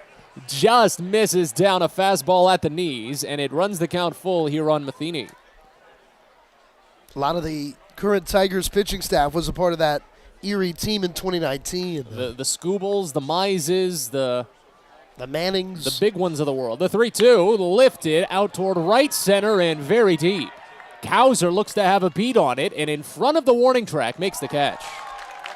That one much more high than it was far. And it's a leadoff flyout for Shane Matheny after a lengthy 8-pitch battle. Now on to Genovese. 1 for 3 day for Ricardo. He homered to left field in the second inning, making it a 2-0 game at that point before the Baysox piled on 3 runs in the second on back-to-back jacks. A 2-run blast by Maverick Hanley and a solo shot by Andrew Dashbach to break the tie. First pitch home to Genovese. Broken bat, bouncer, third base side, fair ball, picked by Prieto. This should do it. He rips it to first, and it's there in time for the second out. I caught myself just after saying this should do it. I mean, it did do it. It was an out. Yeah, it did. It was almost like a race between whether the bat head or the ball would go further, but in the end, there's 2 down. So now this should probably do it, depending on how Jacob Hayward does. 0 for 3 day for Hayward, a pair of strikeouts and a pop out to second base. They play him hard on the pull side, and Hayward is one of the biggest pull candidates in the lineup. Hits it there half the time. As Armbruster fires home the first. It misses up and inside. Count starts out at 1-0. Well, there's still just some little bits of sunlight as we're well past the dusk hour at this point. You can see a small difference between the sky above and the clouds in front of them, but the light's carrying all the load at Prince George's Stadium as the 1-0 pitch misses up and away. Runs the count to 2 balls and no strikes. Armbruster got Hayward to pop out to second base back in the 7th inning. He's actually gotten plenty of pop-outs and weak contact throughout today as the 2-0 is fouled off right side. Count goes to 2-1. Well, you love how he's throwing strikes, don't you, Matt? I mean, you come in with a sizable lead, and you pound the strike zone to make them beat you. It's really been impressive. Well, after that last pitch there for Armbruster, he's thrown 58 pitches, and 42 of them have gone for strikes. Wow. That's nearly 3/4 of every pitch he's thrown. The 2-1 pitch is in there for a called strike. Slider hits the bottom edge, and the count runs even at 2. And when you're throwing that many strikes, you know that you're throwing all your pitches for strikes. Especially when you're not giving up runs. That tells you how well you're working the zone. Crowd to their feet. Base is empty, 2 away. The 2-2 pitch to Hayward. Swung on and missed for strike 3. The Bowie Baysox are winners once again. They start the second half on a high note. 9-3 over the Richmond Flying Squirrels this evening. What a big, quick comeback win for the Baysox, most importantly, as they can exercise those demons of the first half and look on to the second half with promise and hope. Yeah, it's a new ball club, Armbruster. I know that he had made an appearance prior, but he is a piece of that puzzle, and we saw so many of the new pieces for the Baysox that made a big difference tonight. We'll step aside, get you back with Baysox postgame in a little bit, highlights, a recap, and a look around the Eastern League coming up soon. You're listening to Baysox Baseball. At Luminous Health, we want you to feel your best. This summer, take the time to catch up on your annual health screenings. Visit us at our Anne Arundel Medical Center, Doctors Community Medical Center, or one of our primary care offices in your neighborhood. At Luminous Health, you are the MVP. Learn more at luminoushealth.org. It takes time to get rich, flavorful coffee beans from the lush mountain regions of Colombia and Brazil to Royal Farms. But less than a minute to get yourself a delicious hot cup of the finest and freshest coffee in the world. Because Royal Farms' new Swiss-made coffee machines grind those rich, flavorful coffee beans and brew them one magnificent cup at a time. It's why Royal Farms makes the freshest and best coffee in the world. Real fresh, real fast. Royal Farms. Fielder's Choice Flex Packs with the Bowie Baysox. The best value to see the best games at Prince George's Stadium. You could save up to 30% on your selected seat from day one and enjoy a number of exclusive member benefits, including flexible exchange options, discounts on suite rentals, special access to the Diamond View restaurant, and a free members collectible at your first home game of the year. Get your pack now by calling 301-464-4865 or heading online to baysox.com. At DCA Imaging Systems, we provide a tenured team of office technology professionals ready to be your trusted advisors. From document creation, output devices, scanning and workflow, to document security and storage, we understand people print, not printers. Give DCA Imaging a call, 301-577-1021, or find out more about how we can help you. DCAimaging.com. DCA Imaging Systems, office technology made easy.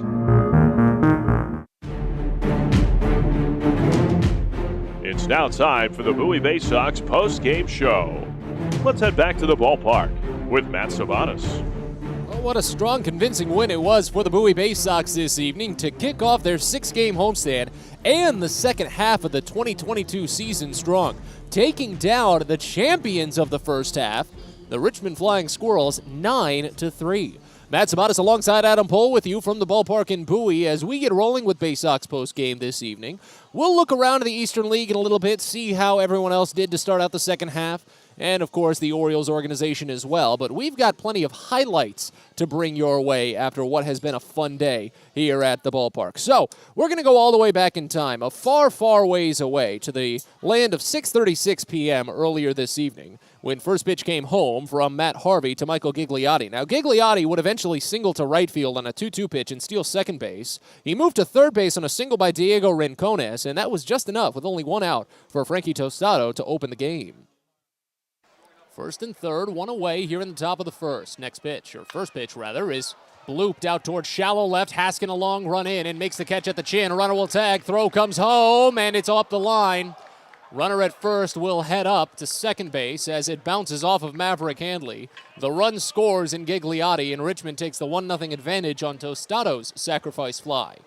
Harvey would get out of the inning with another fly out for the third out of the frame, but the Baysox went down in order, in essence, against Jake Dahlberg. A walk and a double play. They only sent the minimum to the plate.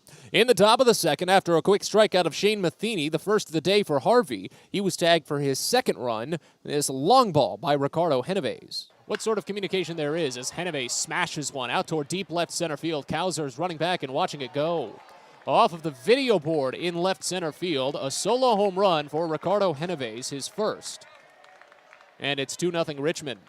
2 more strikeouts to follow, though, for Matt Harvey, and that was more than enough to get him going and get the Baysox offense going as well, because after 2 quick outs by Jake Dahlberg in the bottom of the second, Hudson Askin doubled to left field, and Maverick Handley, oh my goodness, did he find a pitch to hit. Very hidden, the 2-0, crushed, out to deep left field, and it's way out of here. Hayward looks up, and there it goes. Maverick Handley says goodbye. A game-tying 2-run home run. Oh boy, Maverick. That would not be it, though, for Bowie in the half inning. Still with 2 outs after Andrew Dashbach worked ahead to a 2-1 count. He saw a pitch to hit. Here's the next offering, and this one's hammered up the line, third base side to the corner. If it's fair, it's gone, and it's gone! Andrew Dashbach says goodbye! Back-to-back jacks for the Baysox, and they lead 3-2.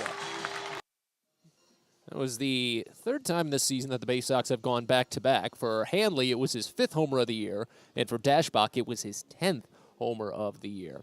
Game moved on to the 3rd inning, in which Matt Harvey picked up another strikeout, his 4th, worked around a 2-out single rather, and kept the Squirrels off the board. In the bottom of the 3rd, that's when the Baysox wanted to get going again, and boy, did they. After a leadoff single by Conor Norby, Colton Kauser, in his Double-A debut, he hit an Oppo Taco. It's really continued this year. The pitch, and a swing and a drive to left center, going back on it, Hayward, looking up, and it's out of here!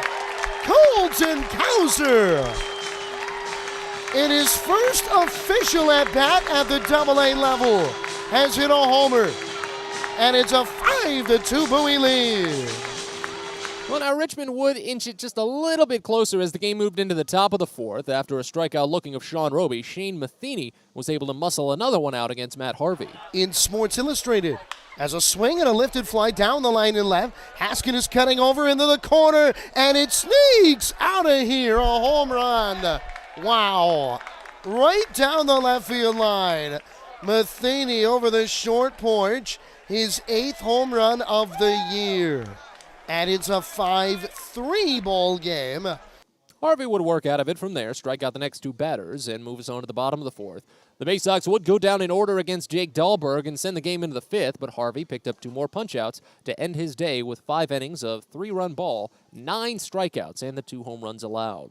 After the halfway point in the game, Bowie did get a 2-out single from Colton Kauser, but couldn't do anything with it, and the game went on to the 6th inning where Justin Armbruster took over. A pair of singles in the frame were sent by the wayside thanks to a strikeout and a couple of lineouts to center field, and in the bottom of the 6th, Bowie got the offense going again. Joey Ortiz reached on an error, and Hudson Haskin drew a walk. Maverick Handley, he's ending his June just as he started his June. Hot. And now the pitch.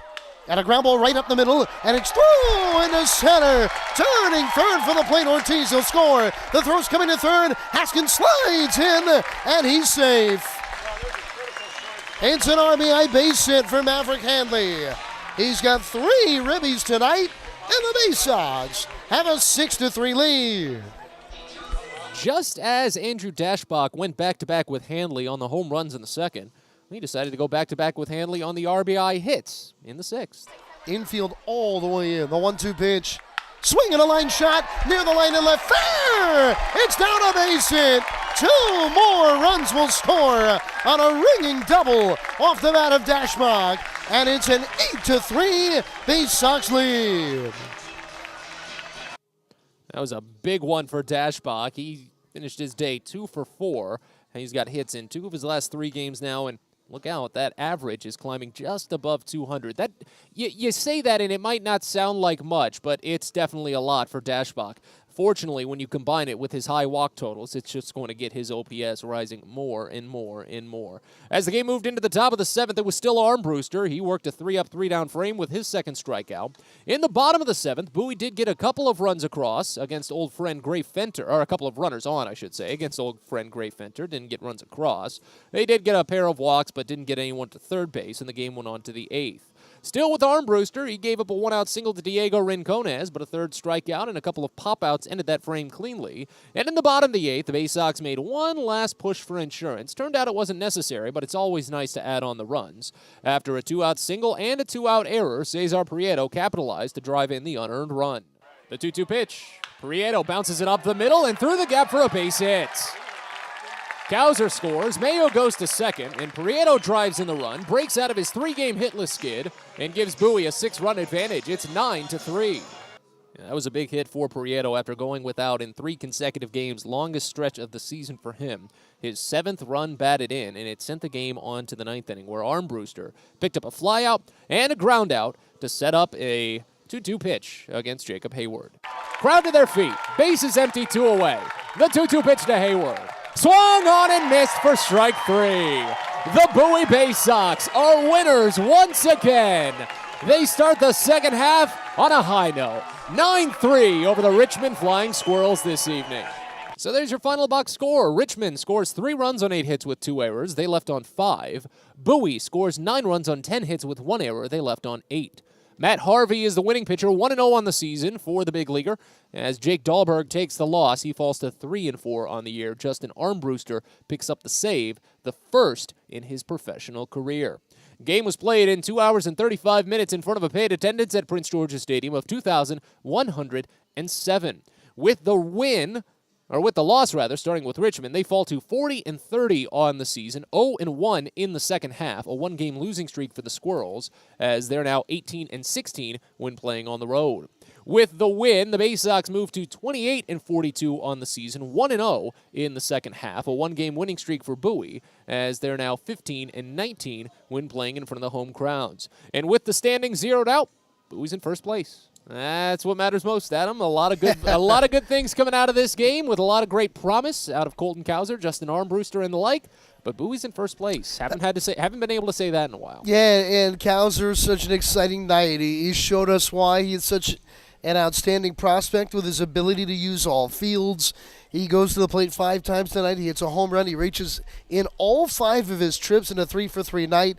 And how about the bottom of the order? Maverick Handley and Andrew Dashbach each with 3 RBI nights. So we've got plenty more to come here on Baysox Postgame. When we return, we take a look around the Eastern League and the Orioles organization. A lot of fun up at AAA Norfolk. A bit of history made, so be sure to stick around and find out. We're back after this. You're listening to Baysox Postgame. From sprains to stitches, sore throats to stomach aches, and pulled muscles to poison ivy, care is around the corner at Patient First. Walk in to see a doctor from 8 a.m. to 10 p.m. every day of the year. X-rays, lab tests, and prescription drugs are on site, and most major insurance plans are accepted. For routine illnesses and injuries, Patient First is here for you. Patient First, the name fits. Patient First, proud partner of the Bowie Baysox, open 8 a.m. to 10 p.m. every day.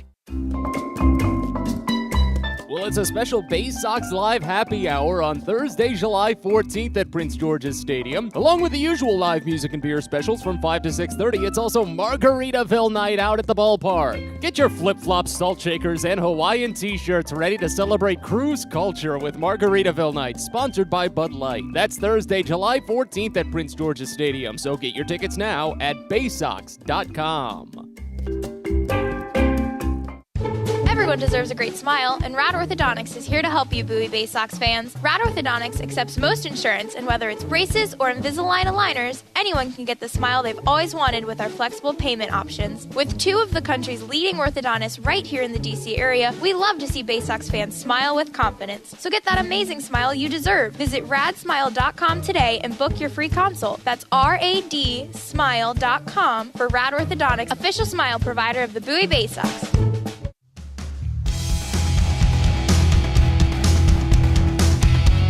And we're back to Prince George's Stadium one final time this evening as we continue on with Baysox postgame. A 9-3 win for Bowie as they take down the Richmond Flying Squirrels to open the second half on a high note.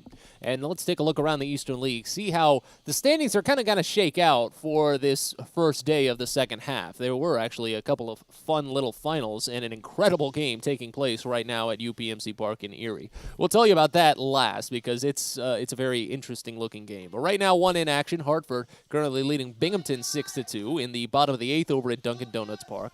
A couple of games already closed up, though, as Reading took down the Somerset Patriots. So by that logic, Reading will win the Northeast at this point this season since Somerset was the Northeast champion in the first half. I like that. And then Altoona cruising by Harrisburg. They had a handful of rehabbers. I think they had 3 different Pittsburgh Pirates on Major League rehabs with Altoona today. And thanks to that, they put on 8 runs over the first 2 innings. They took down Harrisburg 8-3. It was a walk-off win for the Portland Sea Dogs tonight after New Hampshire rallied to tie the game up in the top of the 9th inning. Or what was it? It looked to be a 4-4 game? No, it was 4-2 going into the top of the 9th when New Hampshire had tied the game. Portland and New Hampshire were tied at 2 going into the 8th. Portland took the lead. New Hampshire tied, and then Portland walked it off in the bottom of the 10th. But that's not the wild game right now. Back and forth affair at UPMC Park in Erie between the Akron Rubber Ducks and the Erie Seawolves. It was tied at 1 after the 3rd. Each team put on 2 runs in the 4th. Akron put on 3 runs in the 6th, then 1 in the 7th, 1 in the 8th, 1 in the 9th. But Erie put on 5 runs in the bottom of the 8th to take a 10-9 lead before Akron tied it in the 9th, sending it to the 10th, where Akron came up empty in the top half of the frame. So now the Seawolves have runner at second and nobody out. That free runner placed at second in extra innings. A game's winning run at second base to start the bottom of the 10th. That should be an interesting one. Bowie played a more mild-mannered but extra inning game in similar fashion where they failed to get that free runner across in both the 10th and the 11th innings.